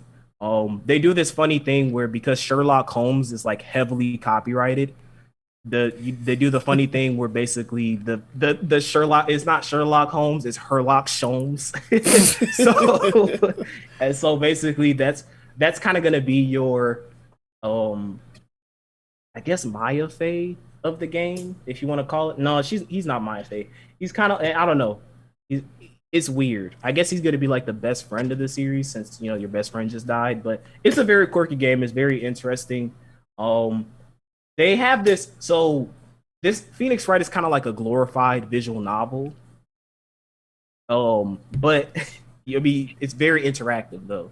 Mm-hmm. But they have this mode in the game where if you just solely want to just watch, if you just solely want to play Phoenix Wright for the sake of just seeing the cases unfold, they have a mode where the game plays itself for you entirely. So when you're doing the cases, you have to find evidence and all other stuff. The game will do it automatically for that. Obviously, that locks you out of getting any trophies for the game if you're playing this on PlayStation. Switch people, you don't have to care about that. But if you're a trophy whore and you like to collect trophies, don't play that mode because you won't get any fucking trophies. But yeah, I recommend it. Just to wrap this up, I recommend it. It's only $40 and it's 2 games for $40. That's a deal. So yeah, it's very. You get the classic Phoenix Wright. As far as like the funny ass. There's just one last fucking post. So the animation of Phoenix Wright slamming his hands on the table and it makes the sound. So Ryunosuke does this animation. He does the same animation, but he's very like shy and he's like more reserved and shy than Phoenix Wright is. So he does this thing where he like puts his hands on the table, but it makes this like squishy sound because he sees his best friend do it in the first case, right? He's like, objection, and he does the same thing. He goes like squishy sound. He looks at his hand like, why didn't it make the sound that he did? It's a funny ass anime. So you get all of the classic Phoenix Wright stuff. So if you are a fan of the Ace Attorney series, pick this up. Or watch your favorite content creator play it, or buy the game and let the game play itself for you, and you just get to read and watch as everything happens. So that's it for that. All right, cool. So that's it for what's cracking. Let's go ahead and get into news. We don't really got much in terms of news this week. Scarlett Johansson versus the mouse. So Scarlett Johansson is mad because I don't think she got none of the streaming revenue from Black Widow, which is justified. You should sue, and plus you have nothing to lose because you don't fuck with Disney no more because your iteration of the character is dead. So capitalize off your bag. I don't think it's that big of a deal because she's going to get her money. They're going to work a settlement. Because same thing happened with out of court settlement basically. Yeah, out of court settlement. Yeah, they're just gonna do that regardless. Yeah, because same thing happened with DC and Warner with Justice League and Wonder Woman 2, where I think they actually changed the contract around, but I think Gal Gadot's still threatening to sue. So more than likely, it's gonna end with an out of court settlement. Here's your money. Shut the fuck up. Leave us alone. F Black Widow. They didn't care about the movie anyway because they kept pushing it back for COVID reasons, which is what they can run with. But she's going to get her money either way. They made, who cares? It is what it is. I just find it funny how it's like they said that it was basically saying that the agreement was that the company guaranteed an exclusive theatrical release for her solo film. And it's like, this is COVID out here prospering, baby girl. It's like I would have been. I don't know if she signed it before COVID shit hit, but I would have at least if I was. I don't know because I don't know everything about the contracts. I'm not gonna say anything like that she should have did this or that. But I would have been like, I would have looked that contract over again and been like, can you include streaming services in there too, Disney, please? Exactly. I think the thing is, and this is an assumption, that they didn't tell her that they was going to stream it until the last minute. So I don't think that was ever a thing that was to cross her mind. even though Disney said they gave her money, it's still like you still because a lot of that money came. If you made 60, it was like 60 or 600. It was a crazy amount of money. Well, 60 it was million. what was 60 originally million report, off like Disney Plus alone, when right? we reported it was 60 million at the time. So, yeah. But I'm Off pretty Disney sure Plus. it's crazy amount now. And like if you this is another thing. If you sadded with the mouse, please release Kevin Feige dick out your mouth. Cause you don't like that's nothing. You don't side with the mouse in this situation. I don't care how much you love Marvel. Don't side with the mouse. They get Nothing's good they from getting their coming money with at the end of the day, bro. Regardless, Yeah, needed They the not bag. stressing. It was like, I'm telling you, Mickey Mouse is smoking his pipe right now. Like he does not give guess a what? shit. She's going to get the money that she's going to get. One, because they're going to sell it outside of court, and two, it like they know what they're doing. Like, this is a multi-million-dollar company. You think they didn't know that Scarlett Johansson was going to want her check? You think they didn't see that in the fucking? They low key Exactly. probably had a check aside as soon as they released those streaming numbers. They's like, oh, is she suing us? All right, send her that check. yeah, just throw her the So bag. Like it's funny, like a lot of people like, bro, why she better. It's just at the end of the day, bro. These actors don't care about these movies as much as y'all do. They don't. They don't. It's a They job. don't. It's a bag. It's a job. Especially like if you look into MCU, like a lot of the actors that are part of the MCU, like don't like when we like Tony Stark, Robert Downey Jr. Like I think they literally had to. This nigga joked because they were like he was so done with Avengers. By the time Avengers 2 came out, he was like, I don't want to play Iron Man anymore. And it was like, bro, we need you. What do you want? He's like, well, give me that the Avengers Tower. Give me that A Tower prop. And they literally gave that to him. And he was like, all right, I continue doing Iron Man. Like fucking what is it? What's that? Natalie Portman. Don't want to did not. I don't know how they roped her into doing Thor 4, but they was like she does not care. The bag. Yeah, they threw it a bag, but she does not. She has said it on camera countless of times that she does not fucking care about the superhero shit at all. Same thing with Black Widow. There's a lot of people who are within the MCU that do not care about the MCU. Only when they doing those fucking late night show interviews and shit, they care because it's a contract and it's a bag. But outside of it, regardless, they don't care. It's a bag. They don't care. They don't even watch the shit, bro. Like they don't. I mean, they don't even get to the source material. Like they don't. So you got some people that are fans and things of that nature, but it's not that big. I honestly hate. Y'all know I hate superhero movies, but I honestly hate the aura around superhero movies or the this and that. Like I hate like the we put how much of a pedestal we put on the fucking. The niggas that's not even doing the fucking leg work, my nigga. Like there's like if Scarlett Johansson and Robert Downey Jr. wants to peel the fuck out, let them peace out. Don't be like, bro, why do you woo this and woo that? Or when Chadwick Boseman died, the first thing motherfuckers said, like, who's gonna play Black Panther? Who's gonna play Black? Who's gonna play Black? It's like it wasn't even just that. They were like, they better not recast T'Challa. They better not recast him, or who's gonna play. It's like they didn't care about him as an actual human being. They cared about his worth as an actor. Oh, they went to Suri. They went to Suri, and it was like, "Oh, get ready. You got a big mouth to fill." I'm like, "Who the friend died?" A friend died. Like, come on. When you said that thing about them not watching their movies, it was this funny ass interview, with Anthony Mackie. I think Sebastian Stan, I believe. And Tom Holland.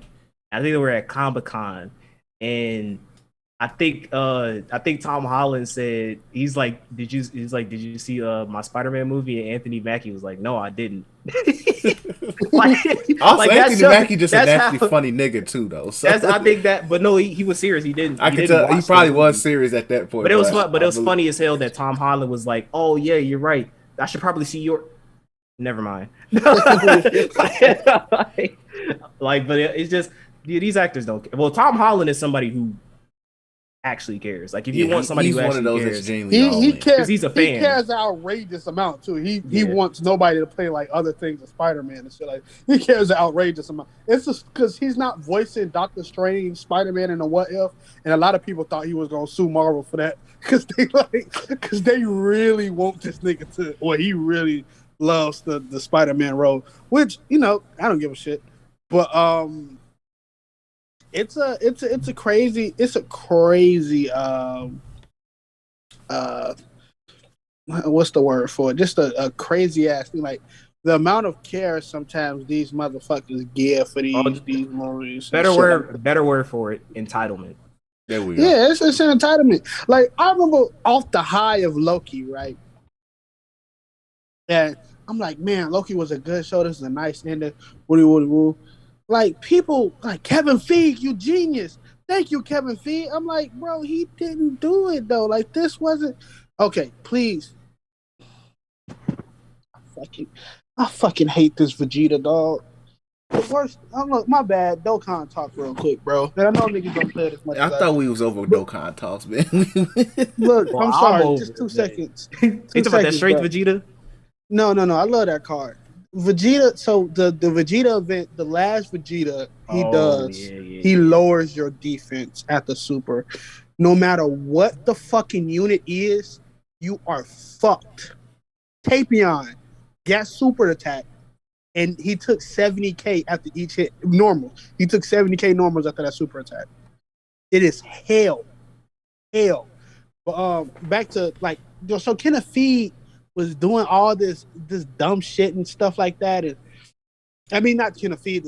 People was like, yes, Kenneth Feed, you genius. I'm like, bro, one, the bar is so fucking low for this nigga, bro, that I laugh every time. Like the bar, like it's so fucking low. I actually hate it, by the way, because it's like we set the expectation for Marvel shit to be low, but everybody else shit is like, hey, bro, you gotta live up to this Marvel stuff. I'm like, what the fuck is we living up to? Oh yeah, Marvel it's because with? This is so low. Because everybody, when it comes to Marvel, everybody. The problem I have with this shit is that when it comes to Marvel, comes to the MCU, everybody just it's the what do I call it?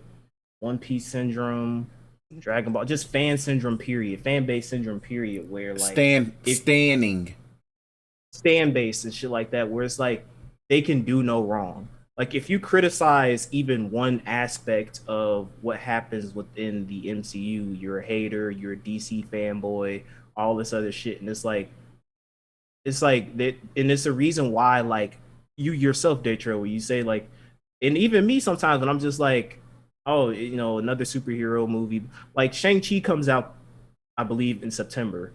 And it's like, I don't really care about that movie.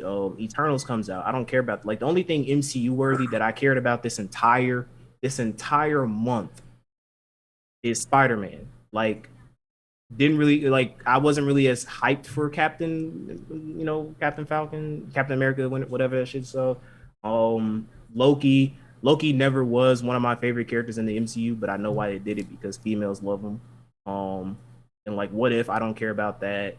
Like a lot of the stuff that's coming out for the MCU is just like, all right, you know what I'm saying? I'm excited for a lot of the stuff that they set up, but for the stuff that we have now, I don't care. But if I were to say stuff like that, the MCU fan base would be like, well, you don't know what you're talking about, Kevin Feige, this and all blah blah blah, and like you just like DC a lot, bro. Like Justice League sucked, and it's like, no, it's just realize that like when it comes to us being reviewers, when it comes to us saying stuff about the Marvel fan, it's a critique. You critique the things that you love because you want them to get better.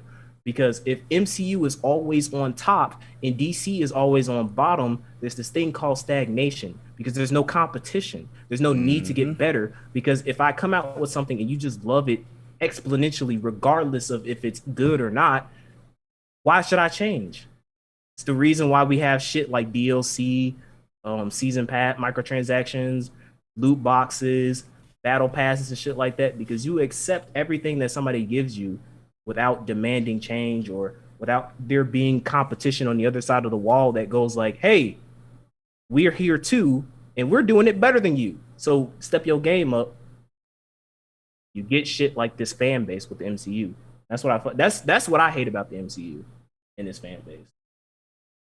Yeah, I just, I wish, like I like to go back to Loki. I thought it was an amazing, you know, ending. And I'm talking about Loki to make a point, but I enjoy like it. And it wasn't because I'm not thinking about the fucking future of an Avengers movie. You know what I mean? I look at it as an ending of a TV show that has no ramifications for what the end.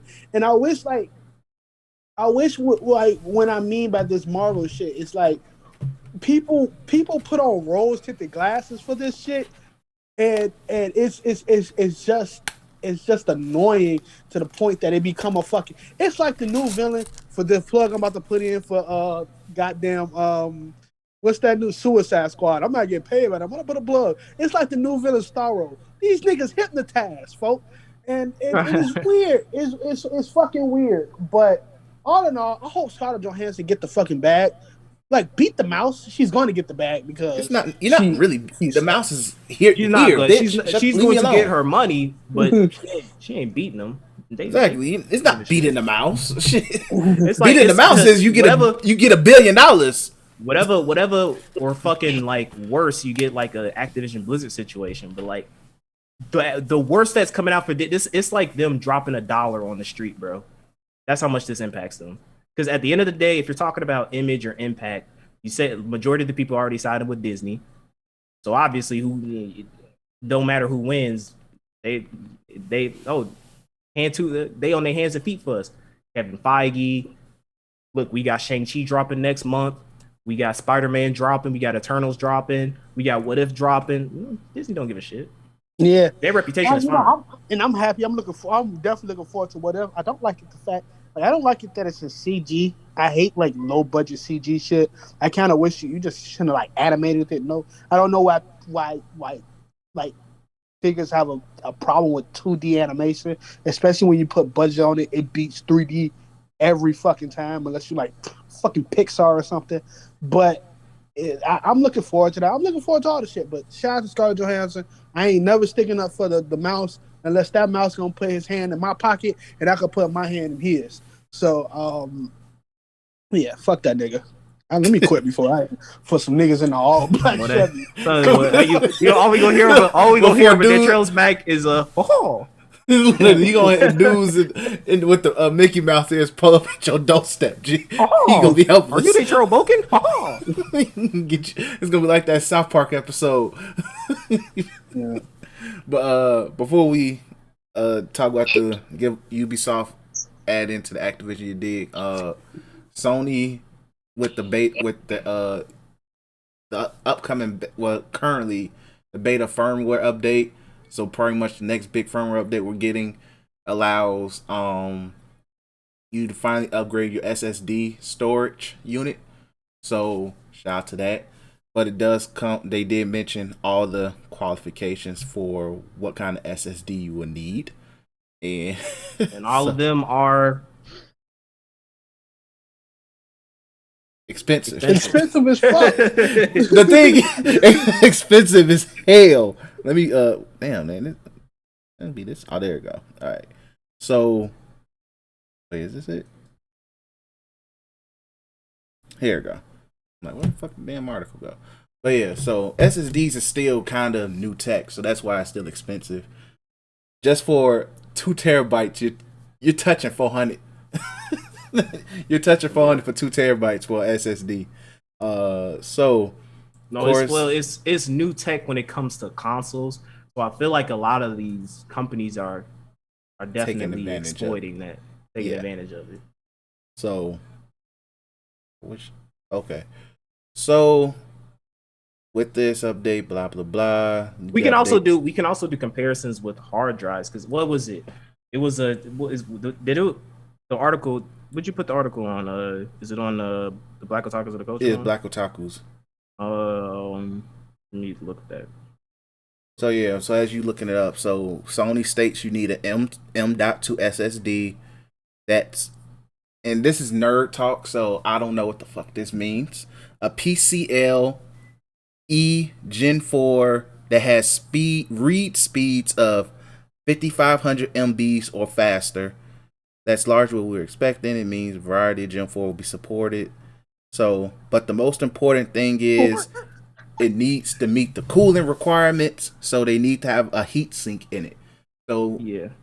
which is probably the most important part. I don't know what a heat sink is until I learned Basically, that day. Go ahead. yeah. So basically, picture.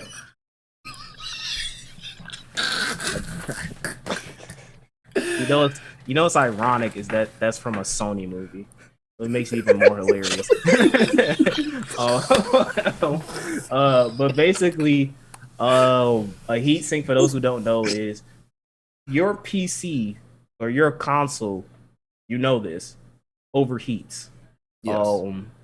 If you have poor airing in your room Ventilation. or whatever, yeah, ventilation, shit like that, and let's say you leave your console on and you turn it on the next day and it's fucked up. You can't do shit on there. It's because your hardware inside of your console or PC overheated and it can't function. In cases like that, you need to replace it. Like ain't no software firmware update is literally no, your shit is done. You're done. Dunzo. Call Sony for that coffin, nigga. Exactly. Like it's over with. So in every PC, every console, they already have fans within them to kind of help it, but even still, that's not enough. Like the PC that I have and the PC that Chris has, like has multiple fans inside. Like I have, I'm looking at mine right now. I have literally like 3 fans. Yeah, and the same with me. Like even your CPU already comes with CPU being your lifeblood of your computer. Already kind of comes with like a little fan in it, but that's not enough. So you have to have fan. A lot of people do like even water cooling stuff, which is a lot more expensive and shit like that. But if you don't have good heat sinking on your SSD, you're fucked. Because say for instance something happens. Say for instance you put your gaming library, your save files and stuff like that, and you don't store them bitches on the cloud. Done. Benito. They RIP to that. But this article is funny as fuck. All this shit over this is like you're touching $200 and that's for 1 terabyte. To put it in perspective, me and Day Trail like last month or something, we bought a 2 terabyte hard drive. I bought a 2 terabyte hard drive for $60. You wanna know the reason? You wanna know the reason why we bought the 2 terabyte regular drive and not the SSD? You wanna know the fucking reason? Check that shit on Amazon now, my nigga. Boy. Like I'm about matter of fact, hold on. Let me go on Amazon right now. You touching like 400, bro. Bro, we're gonna show you for niggas. For the good quality. We're gonna show you niggas. Hold on. It's not a terabyte. It's 500 gigabytes. It's not even a terabyte. That too SSD. Yeah. For 500, you already at like 100. So, literally, 500 gigs ain't shit. So and that's not go do nothing in current gen. Okay, a terabyte, which still ain't go do shit. Fucking already, according to this article, is saying that it's 200. Yeah. It's no, you sharing the screen? Good shit. Yeah. So, let me make sure it's popping up on. It's not popping up. You also have to factor in that even if this one says it's $100, but isn't compatible with the PS4 5. You also have to factor in all that stuff too. This is okay. Stuff I want to PC. say this right now for anybody that's listening who's thinking about it. You do not integrate a hard drive into your PS5. Get an external hard drive. Do not get an internal. You get an internal hard drive. The moment you open your PS5, you fuck up the warranty. Now you can do this after your warranty goes out. The moment you open your PS5, you fuck up your warranty. They have specific screws in that hole that you need to take out. If they see that bitch was loosened, you fuck. So I say don't do it. I say ain't no fucking memory. Like delete your fucking game, bro. Ain't no game worth. It downloads fast anyway. And I would say like when it comes to the PS5, unless you got like a big ass library, PS4 library like me, but even still, I have my old PS4 for that shit. And it's like you don't need. And if you are that desperate, like you like, okay, I want to have all these games and my stuff. Get a 2 terabyte on Amazon. I don't know if you could look this up, Chris. A 2 terabyte hard drive on Amazon, external hard drive. I got one for $60 on Amazon. Yeah, but hard drives is a lot easier. You can find like they're cheaper now because it's pretty much at this point the standard. That one right there. Here's a Seagate one. That's the one right there. Yeah, $60. Like Yeah, I got the one right under it. I got that Toshiba one right under it. The Toshiba one, see, Literally. and like the one I have is pretty decent. I think I only dropped like 50 on it. I got it on sale, and mine's just 1 gig. But I got mine's like a couple years ago. But like, so yeah, I haven't even scratched this. I can turn on my camera and run to my room and show niggas. Like I haven't even touched the surface of that bitch, bro. You know what I put on there? I put all my PS4 games on there, bro. That's what I do with mine. Or like I put some PS5 games just so that way I just transfer it over. But like, and the funny thing is this cheap one right here, which is a terabyte, that wouldn't work on the PS5. The read speeds are low. It's Gen 3, so that's not going to work. What's this one? This one isn't going to work. Read speeds is too low.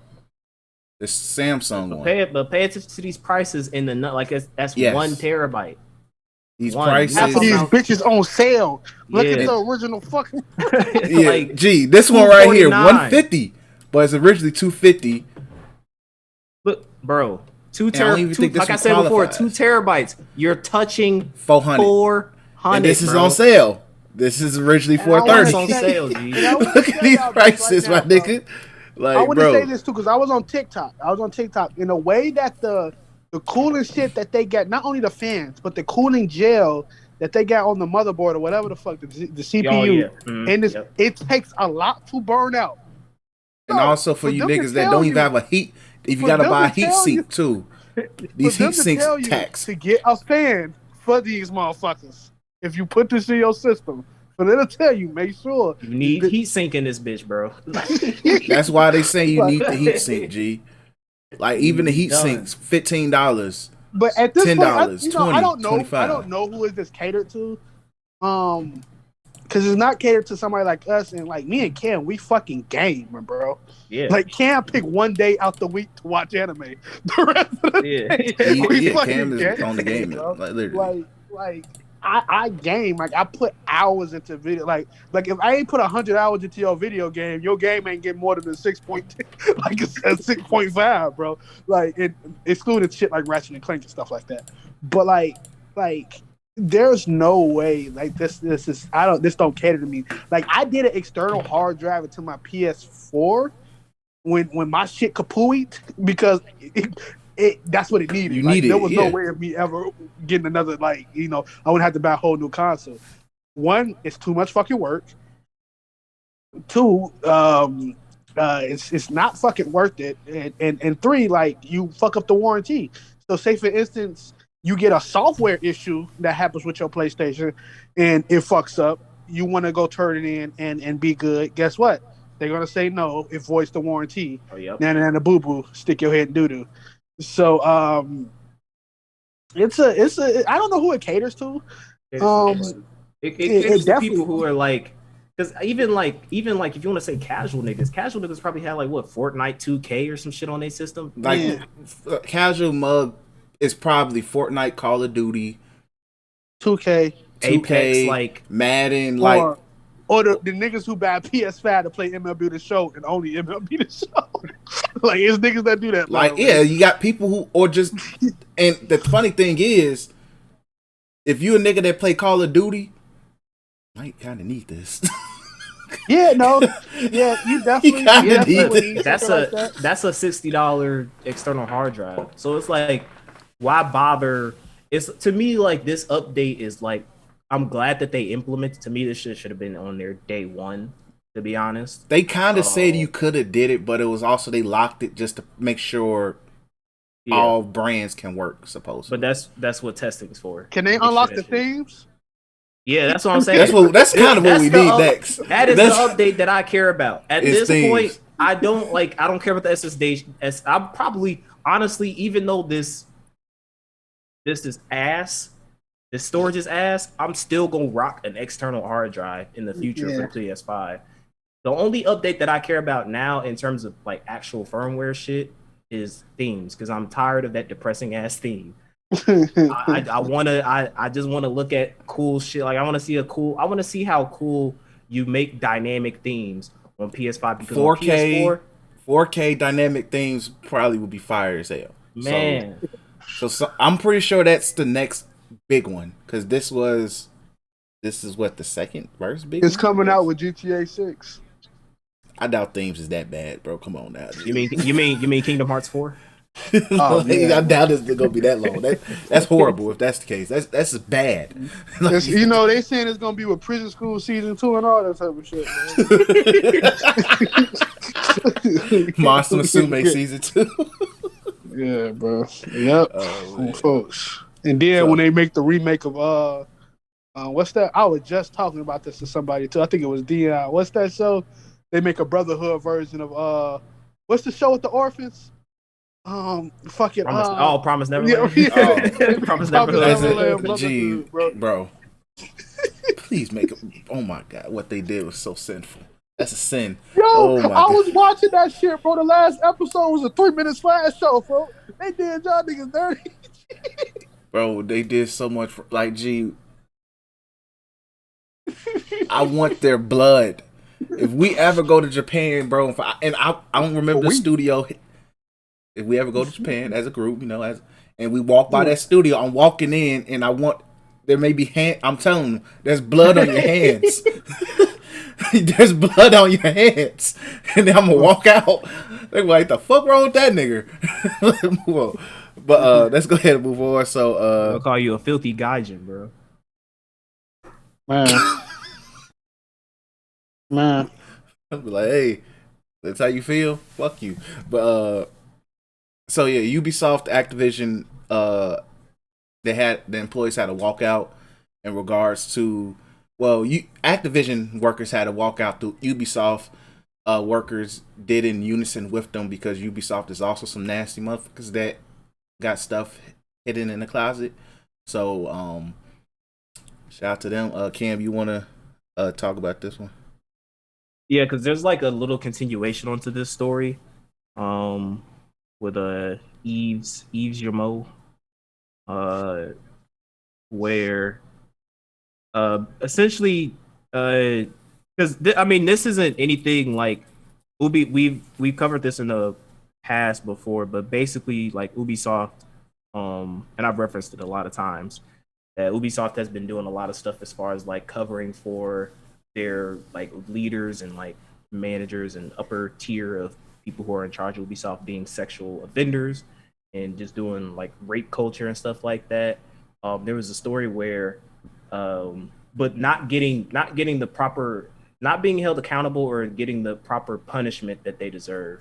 I think one of the, I don't know if it's the vice president or something, but like one of the leaders that was close to Yves Yermo was found like that he was like he was sexually harassing, sexually assaulting. I think he even had like some rape cases against him as well. But what ended up happening is that I think they put him on like a suspension, like a permanent suspension or something like that, where like basically he doesn't work for them, but he still has stock in the company and he still makes a ton of money. So it's like he basically got away with rape essentially. So there's a lot of stuff. So like when this Activision Blizzard stuff blew over, I think they were using that momentum to kind of go like, all right, Ubisoft, your shit stink too. Like we want change in this company. And I think that there's another thing that came out like just this weekend or something, where Yves Yermo commented on the fact that there are a lot of former employees that signed this census basically saying that like, hey, we want y'all to be held accountable. We want change within the system. We want you to actually care about us, and care about the workplace environment. And he's basically like, yeah. So I hear you. So this is the CEO of the company addressing the fact that they're like, hey, we need change.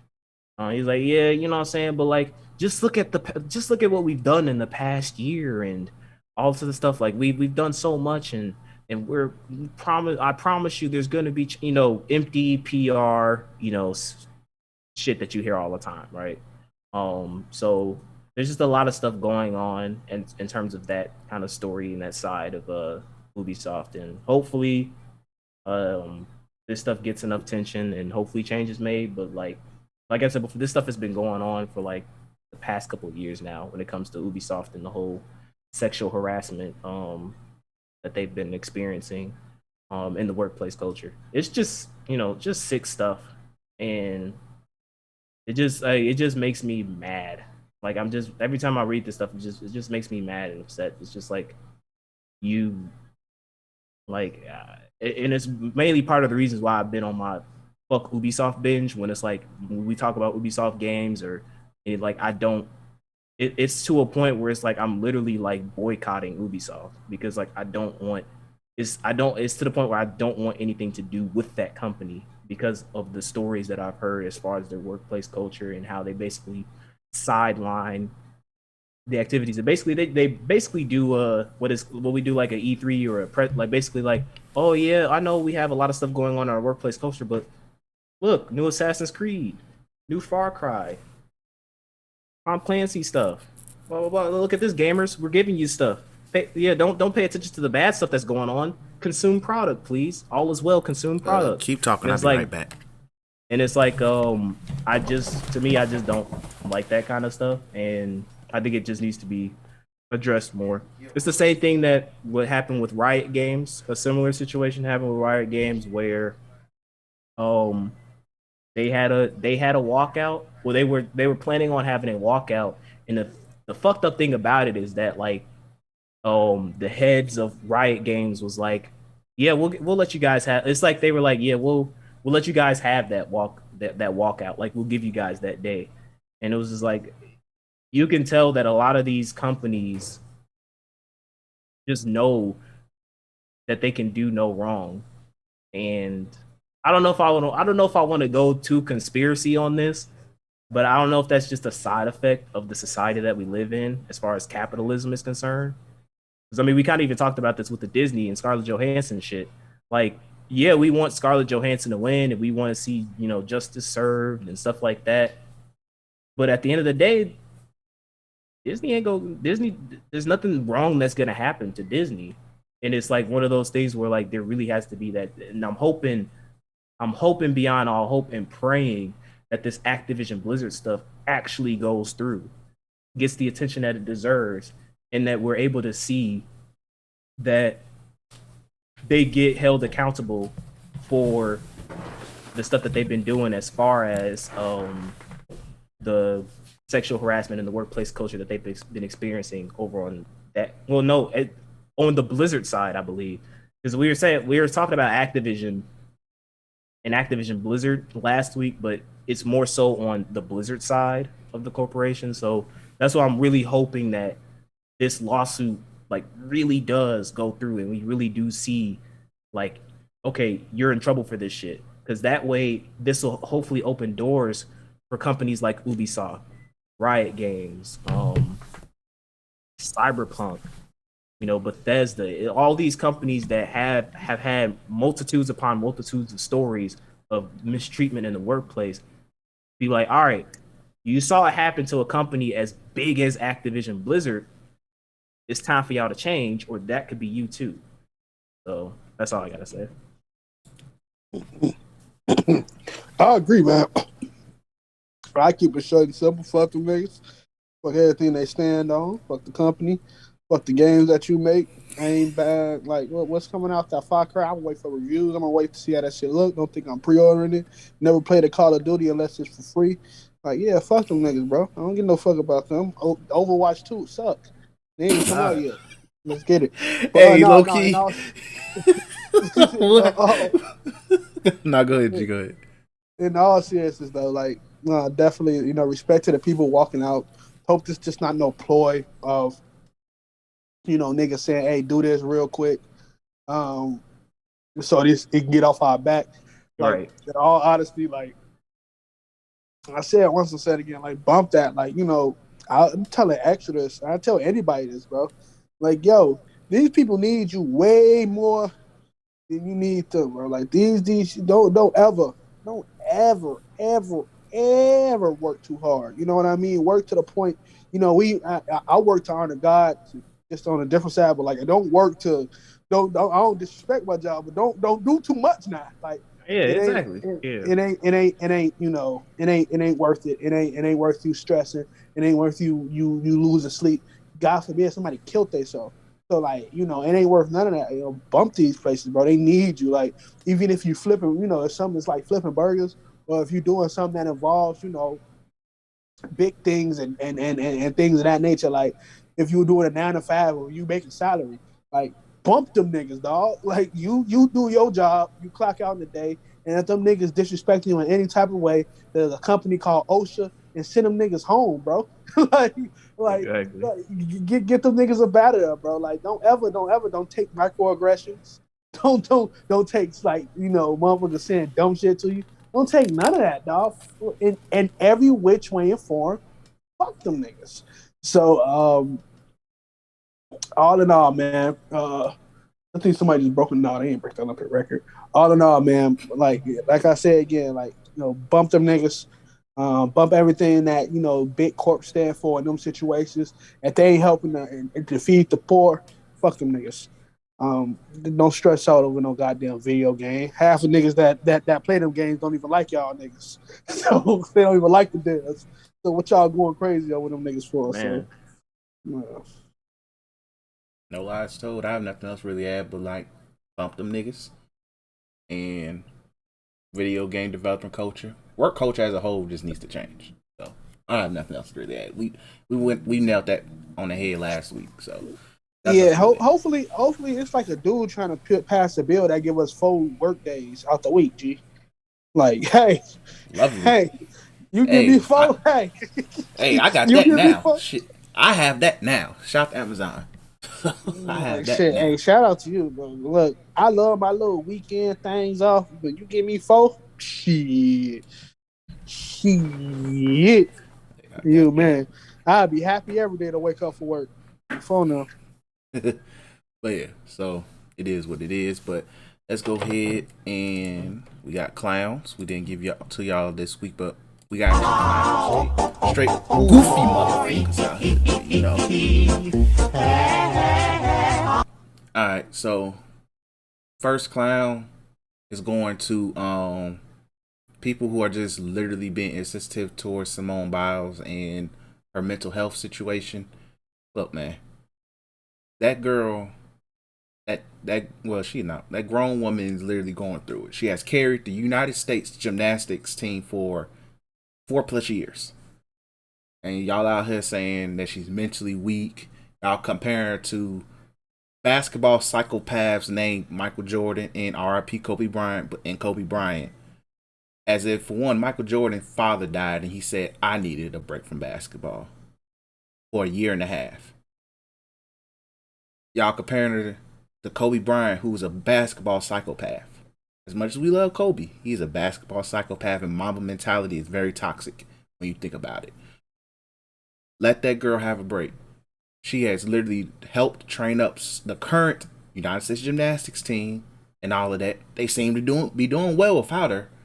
But because mugs who can't even do a freaking front flip or let alone a cartwheel are saying that she's mentally weak, it's puss ass shit, and I hate that type of shit. But once again, mugs take this patriotism too far, and it's head ass as hell, straight up. So mugs who's trying to down Simone Biles, fuck y'all, G, fuck y'all. And if she don't want to flip, I'll respect her for it. I'll respect the hell out of her for it, because regardless, she is set. Her legacy is set. So next, my other clown, and I hate to keep it strictly on the Olympics, but it is what it is.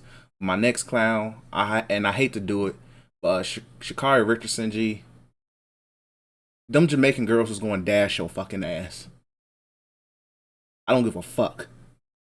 You're a clown solely for tweeting y'all miss me yet. Nobody gave a fuck that you chose, and I understand your mama died and all that. You chose to smoke that blunt. But them Jamaican girls was going to dash your ass. I watched the highlights. They were together in unison running together. And looking at the numbers, she was going to lose. At the best, she was going to place third. Jamaicans run fast as hell. I respect them. But she's a clown for literally just trying to make it about her. And I kind of blame niggas. What's that chick? What chick you talking about? Shakari Richardson. Yeah, I saw the Facebook post. Yeah, I'm like, and them Jamaicans that was roasting her ass was like they had every right to, and it just also shows that for one, like she's still young, so I understand, but humble yourself, beloved, humble yourself, please, because that's just lame as hell. Because you probably was going to lose to them 3 Jamaican women. They like if you watch the highlights. They look like they were trolling in just the fact how all 3 of them placed 1, 2, and 3. It was funny as hell. Damn. 1, 2, and 3. I think one of them set a new record. The one in second place, I think, set a record, and the one in third, was whatever. So, what humble yourself, G, because if you really wanted to prove yourself, you would have been there, regardless. So. And also, don't underestimate how fast Jamaicans are, G. They just different. Like, I seen Usain Bolt run for 12 years and dominate, and it was scary. But anyway, so, humble yourself, beloved. So, that's my clown. Yo, so, surprised Chris ain't had his clown. My clown goes to 2 rappers. One, the baby. Oh, go ahead. Okay, so somebody, because I have not been paying attention at all, so I got you. So, it all started at Rolling Loud.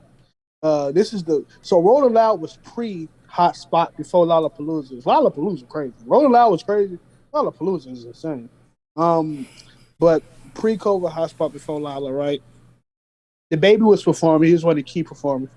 Out of nowhere, he said, "Hey fellas, if you're not sucking dick in the parking lot, put your phones up," or some shit like that. Right? Yeah, that's some weird shit about sucking dick in the parking lot. It was like, nigga, what? Yeah, she said something weird. So it's insensitive as it is. It's homophobic. So he says they asked this man, like, "So why did you say these homophobic things?" And he was like, "Oh, I'm not homophobic. A lot of my fans are gay. I was talking about them niggas with AIDS." That's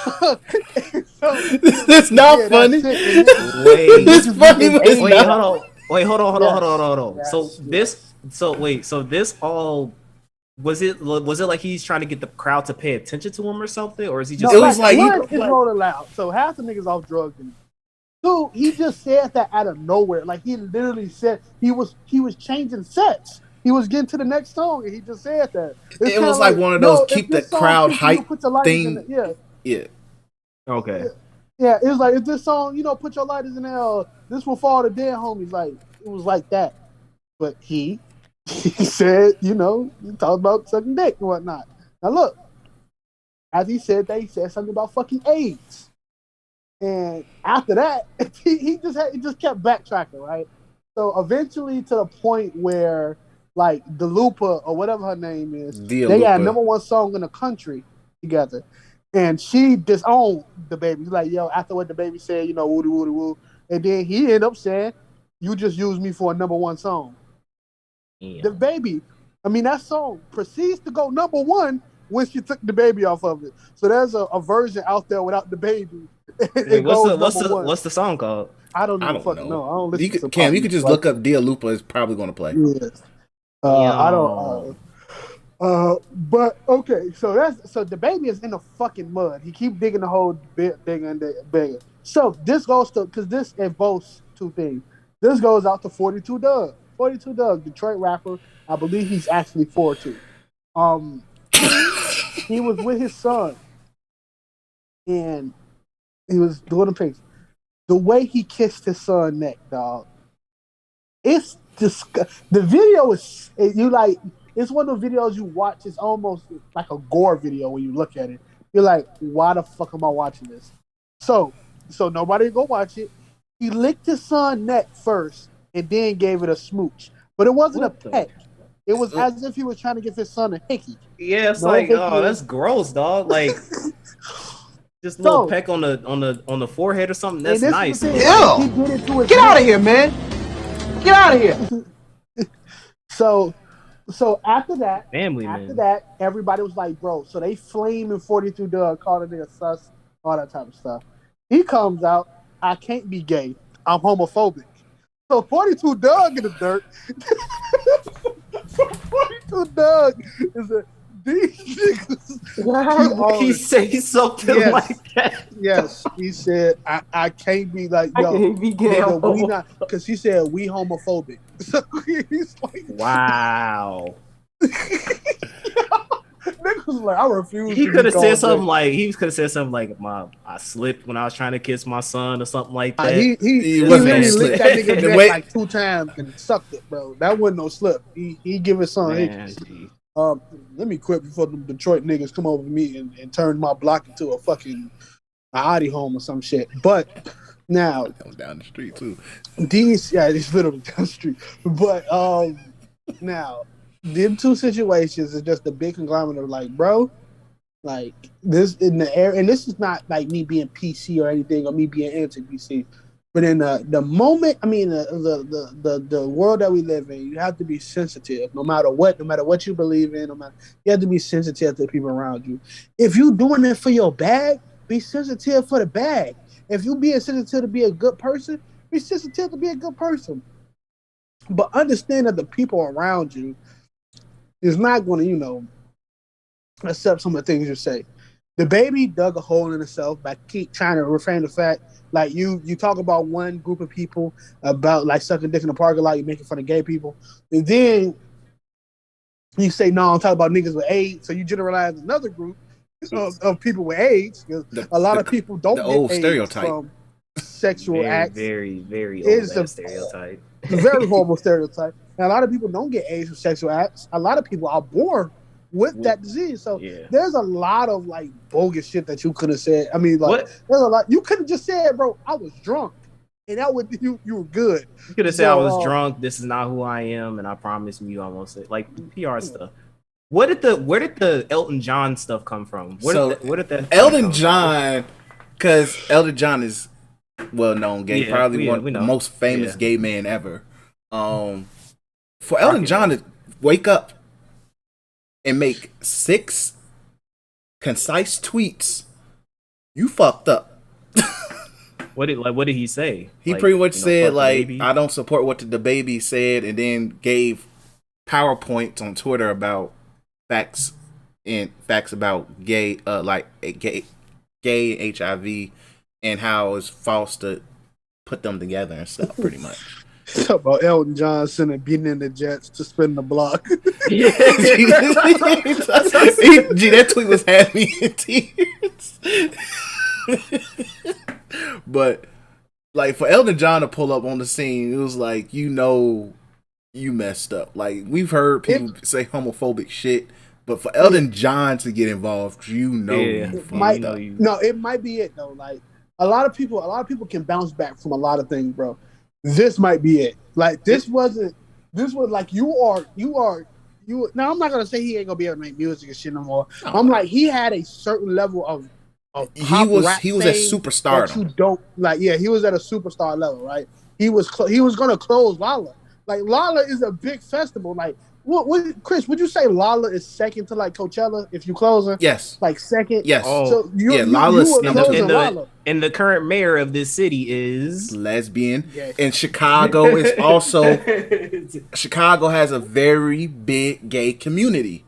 Yeah. Very active and like large, and it's one of those things where it's like you really, especially when it comes to the LGBTQI community, you need to be respectful. You need to watch what you say. Yeah. Because them niggas can get you up out of here with the quickness. Quickness, G. Say no snap. But like, it is like that the baby 42 Dub, that's one hell of a back. But like I will also say like, some of the rappers, like a lot of people don't understand, like some of the rappers that y'all grew up with was probably hood niggas, but they weren't like new age hood niggas. New age hood niggas ain't got a lick of fucking sense, my nigga. So you ask a 42 Doug why you say that shit, he gonna say some, nigga, I ain't gay, I'm homophobic, my nigga. Like, he gonna say some wild shit like that, bro. That's how them new niggas are. And can't decide also, which RP one was him. and also like another thing, and I was talking to a friend about this who's well deep in music. The difference between artists now and today, the record labels actually put PR people around artists. So it was like, and they went through PR training. They were like, don't say this. Like, yeah, even though you're a rapper, you can be extreme, but at certain levels you just don't touch. But if you do touch, it's our job to make sure you are good. Yeah, the PR. Nowadays, the artists themselves are their own PR, and you can tell. But you also tell who has their own PR. Like, Wait, somebody I like, thought you meant. I thought that was put to. You telling me that? yeah, like literally now, like nowadays, artists they ain't do are their own PR unless you can afford to get somebody like Drake. I'm positive have his own PR team. Oh yeah, Positive. definitely. Kanye before he went nutty had a PR team. Shit like that. Jay-Z has a PR team. Beyonce, PR team. Niggas, some of these newer niggas, I highly doubt it because you could just tell how they move and operate. There's no PR. They don't have no PR training. Hey, this is what he said. I found this response. So, man, you say, suck my dick, you gay bitches. That's like in the Boulder letter. Is that 42 Doug or the baby? Yeah, the 42 does say the baby will be in the dirt right now. You will hear this if the baby said this shit. Ain't nobody going for that gate. Let me say this, but I'm sorry for all the cursing. Y'all know I've been trying to get better. I only cursed on this clown, so I'm getting real good. But ain't nobody going for that gay ass hoe ass shit. Y'all quit. Y'all quit to get on some gay shit. He meant y'all quit. He meant to say quick. This like these niggas stupid, by the way. Y'all quit to get on some gay shit, or some gay bitch ass nigga shit. But when a nigga jump down on one you hoe niggas and call somebody out, we homophobic. Don't nobody give a fuck about that shit. Y'all don't. I feel like he's trying to say like on some gang stuff, y'all like don't we this. Us. No, he's literally fucking retarded. Like, okay, I'm gonna put this shit in the chat, bro. Y'all think I'm trying to read this shit like he said this shit like he wrote it? No, bro, no, because Daytra, I believe that's how it's written. How you read it is how it was typed or written. Bro, this shit is horrible, bro. This man fucking horrible. Just said he said it again, like we homo.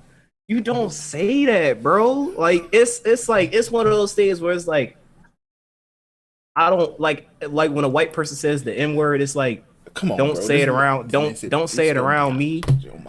You know, but like you say it behind closed door around other people, keep that shit in the dark or something like yo, don't say that stuff. Like if you homophobic, be homophobic on Xbox Live.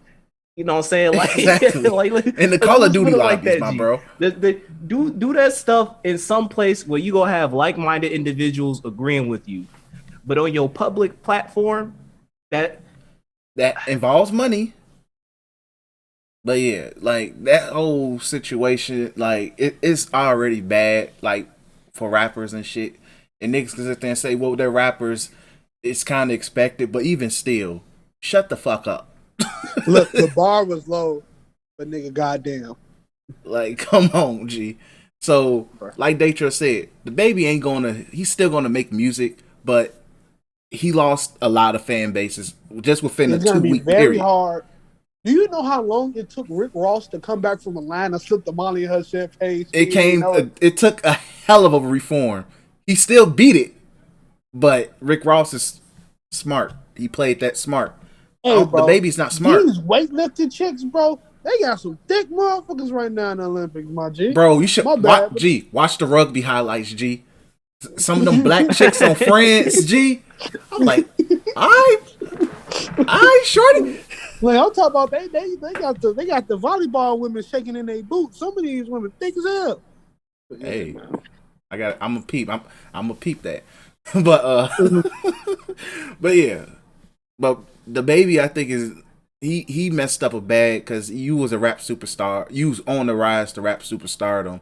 Now you just gonna be average rapper again. Hey, bro. You did to yourself. But It's Cam, over. you got Yeah, it's definitely over though. yeah, it's over for him. Like you pissed off the gay community and black women. You fucked up. So, uh, Cam, you got a clown? Yeah, my clown is the city of Chicago. Oh yeah, hey, if you ain't vaccinated, G, sit your ass down for a good couple Man, weeks. my clown goes to COVID Palooza in the city in the city of Chicago, bro. Y'all are some dumb people, bro. Like it's, and I'm trying to say it in the nicest way possible.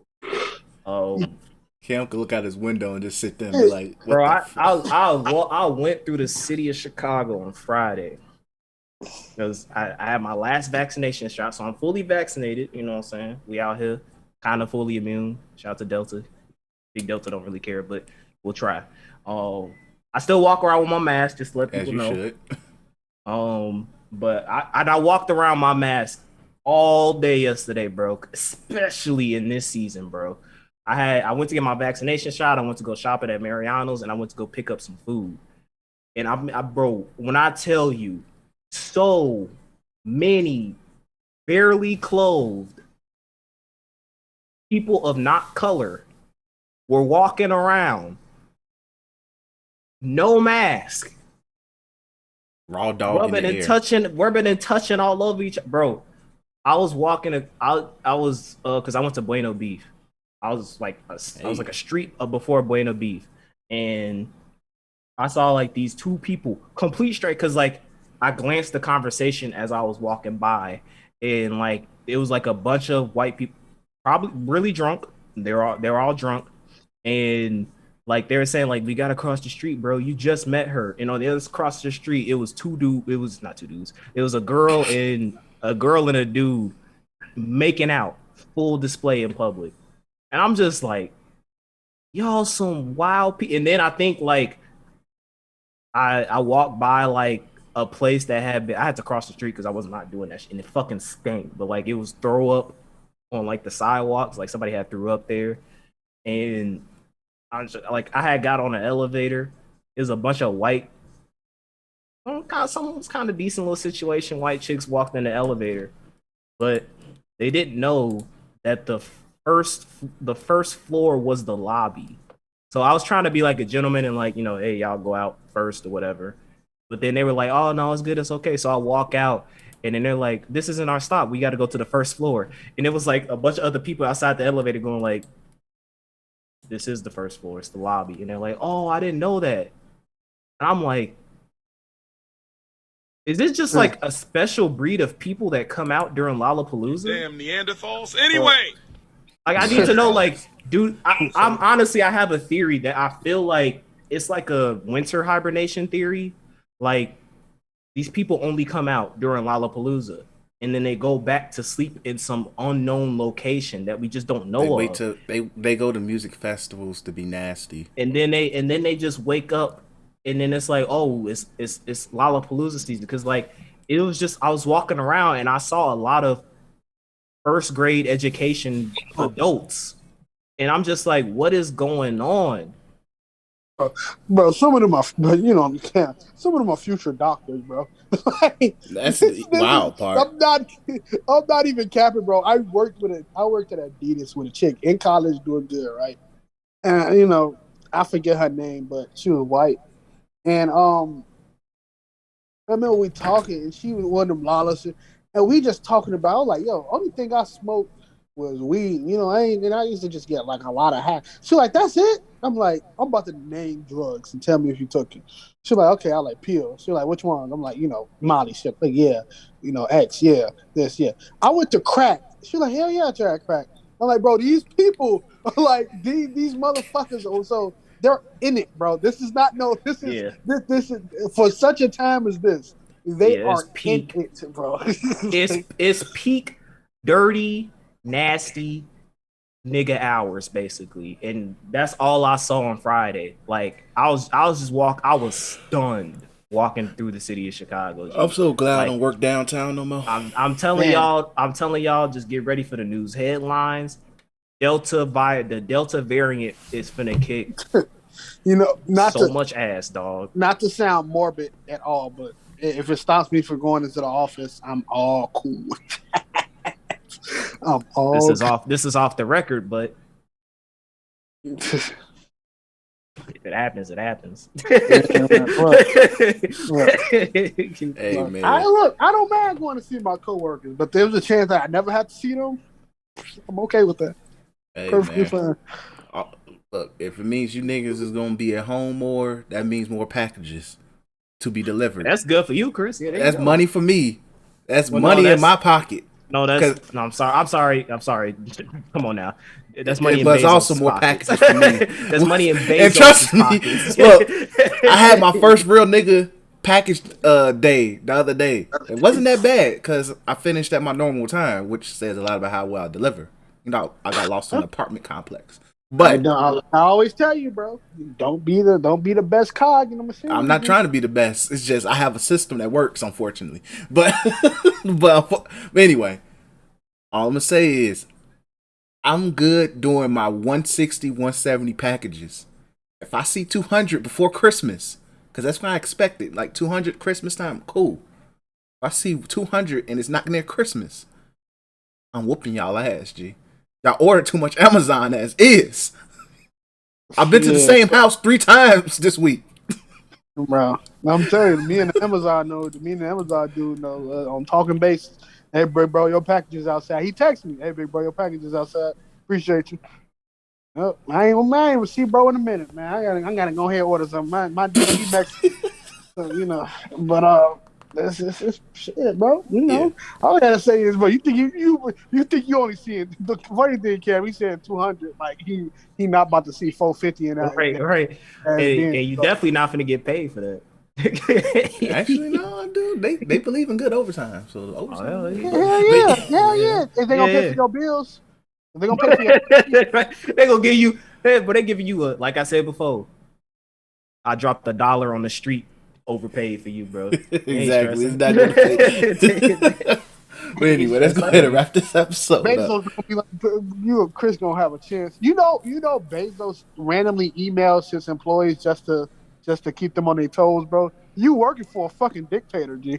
Does he seriously do that? Yeah, you can look it up. He randomly emails his employees. Yo, bro, I'm gonna keep it real. Chris, the day you gotta put it in the group chat. Yes, because the funny thing is, my Amazon, my work email is the only email I set for notifications, just so I know like shifts or whatever coming up. As soon as you get that, you gotta put that in. Gee, if I get the Jeff Bezos email, Amazon Bezos randomly emails people to keep them on their toes. It's probably an auto-generated email, but he do it to all his employees. Bro, I will cry. G. Bro, we finna have a fucking field day. You gonna talk to shit. You are but a cog in this machine. I call Amazon. Every time Chris try to roast, we just put the Bezos email in the chat.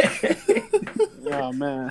No, I will cry. At least you ain't working for the Martins, bro. Like fucking Extra is, G.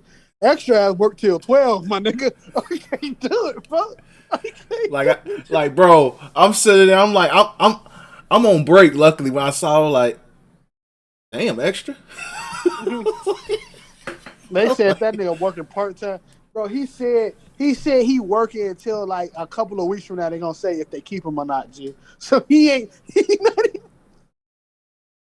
I can't do it, bro. Ain't even gonna be no 2 weeks notice. I'm walking out the door. I'm walking out the fucking door. Give me my first check, bro. That's all I ask. As soon as I get that check, I'm gone, nigga. Y'all tweaking. I'm phoning them graves. Why the fuck am I watching handball? All right, go ahead, right? Hey, G, you'll find yourself watching anything on the Olympics. G, just be like, yo, this is lit. Like when I found this shit on to see if I can catch some. I've been watching fucking waveboarding and handball, bro. Like, I don't know the fact that waveboarding is literally an Olympic sport. G, it's like crazy, bro. I didn't know baseball was an Olympic sport. Oh yeah, they don't put the pros in because I don't put the pros in. It's one of the sports where they say no pros. I think it's just amateurs or amateurs and the minor league niggas. So just to What the protect fuck? Put them. Oh, because they. So I feel sorry for when you got to go against the Dominicans and shit. They gonna send them balls out the park. It's over with. The Dominican squad gonna be crazy, but like they'll go crazy. And plus, it's like in the peak of the season, and I think it's in the MLB contracts where they can't do baseball. Like if it's an MLB season, no. So a lot of countries wouldn't have their best players, and it's like disadvantage. So, but yeah, so country. like it'd be over with. It'd be United States versus DR. It'd be like, all right. But let's go ahead and wrap this up. We appreciate you niggas for listening as always. If you're watching us on YouTube, like, comment, subscribe, and share. If you're listening to us, whether it's SoundCloud, Apple Pod, Spotify, of course, share, but subscribe, like if you can, comment if you can. It's all greatly appreciated. Copy some merch on youtweakingmedia.net. Got the shirt on right now. Make sure you copy some merch. UTM ships for free shipping. That's the only code you get until further notice. What else I got? And also follow us on Twitter at the Black Otakus. I'm tweeting. I'm doing live tweets of my Titans experience. So peep for that. Cam has his One Piece thoughts on there, and we have other little tidbits from every now and then. But thanks for listening, and peace. Ghana.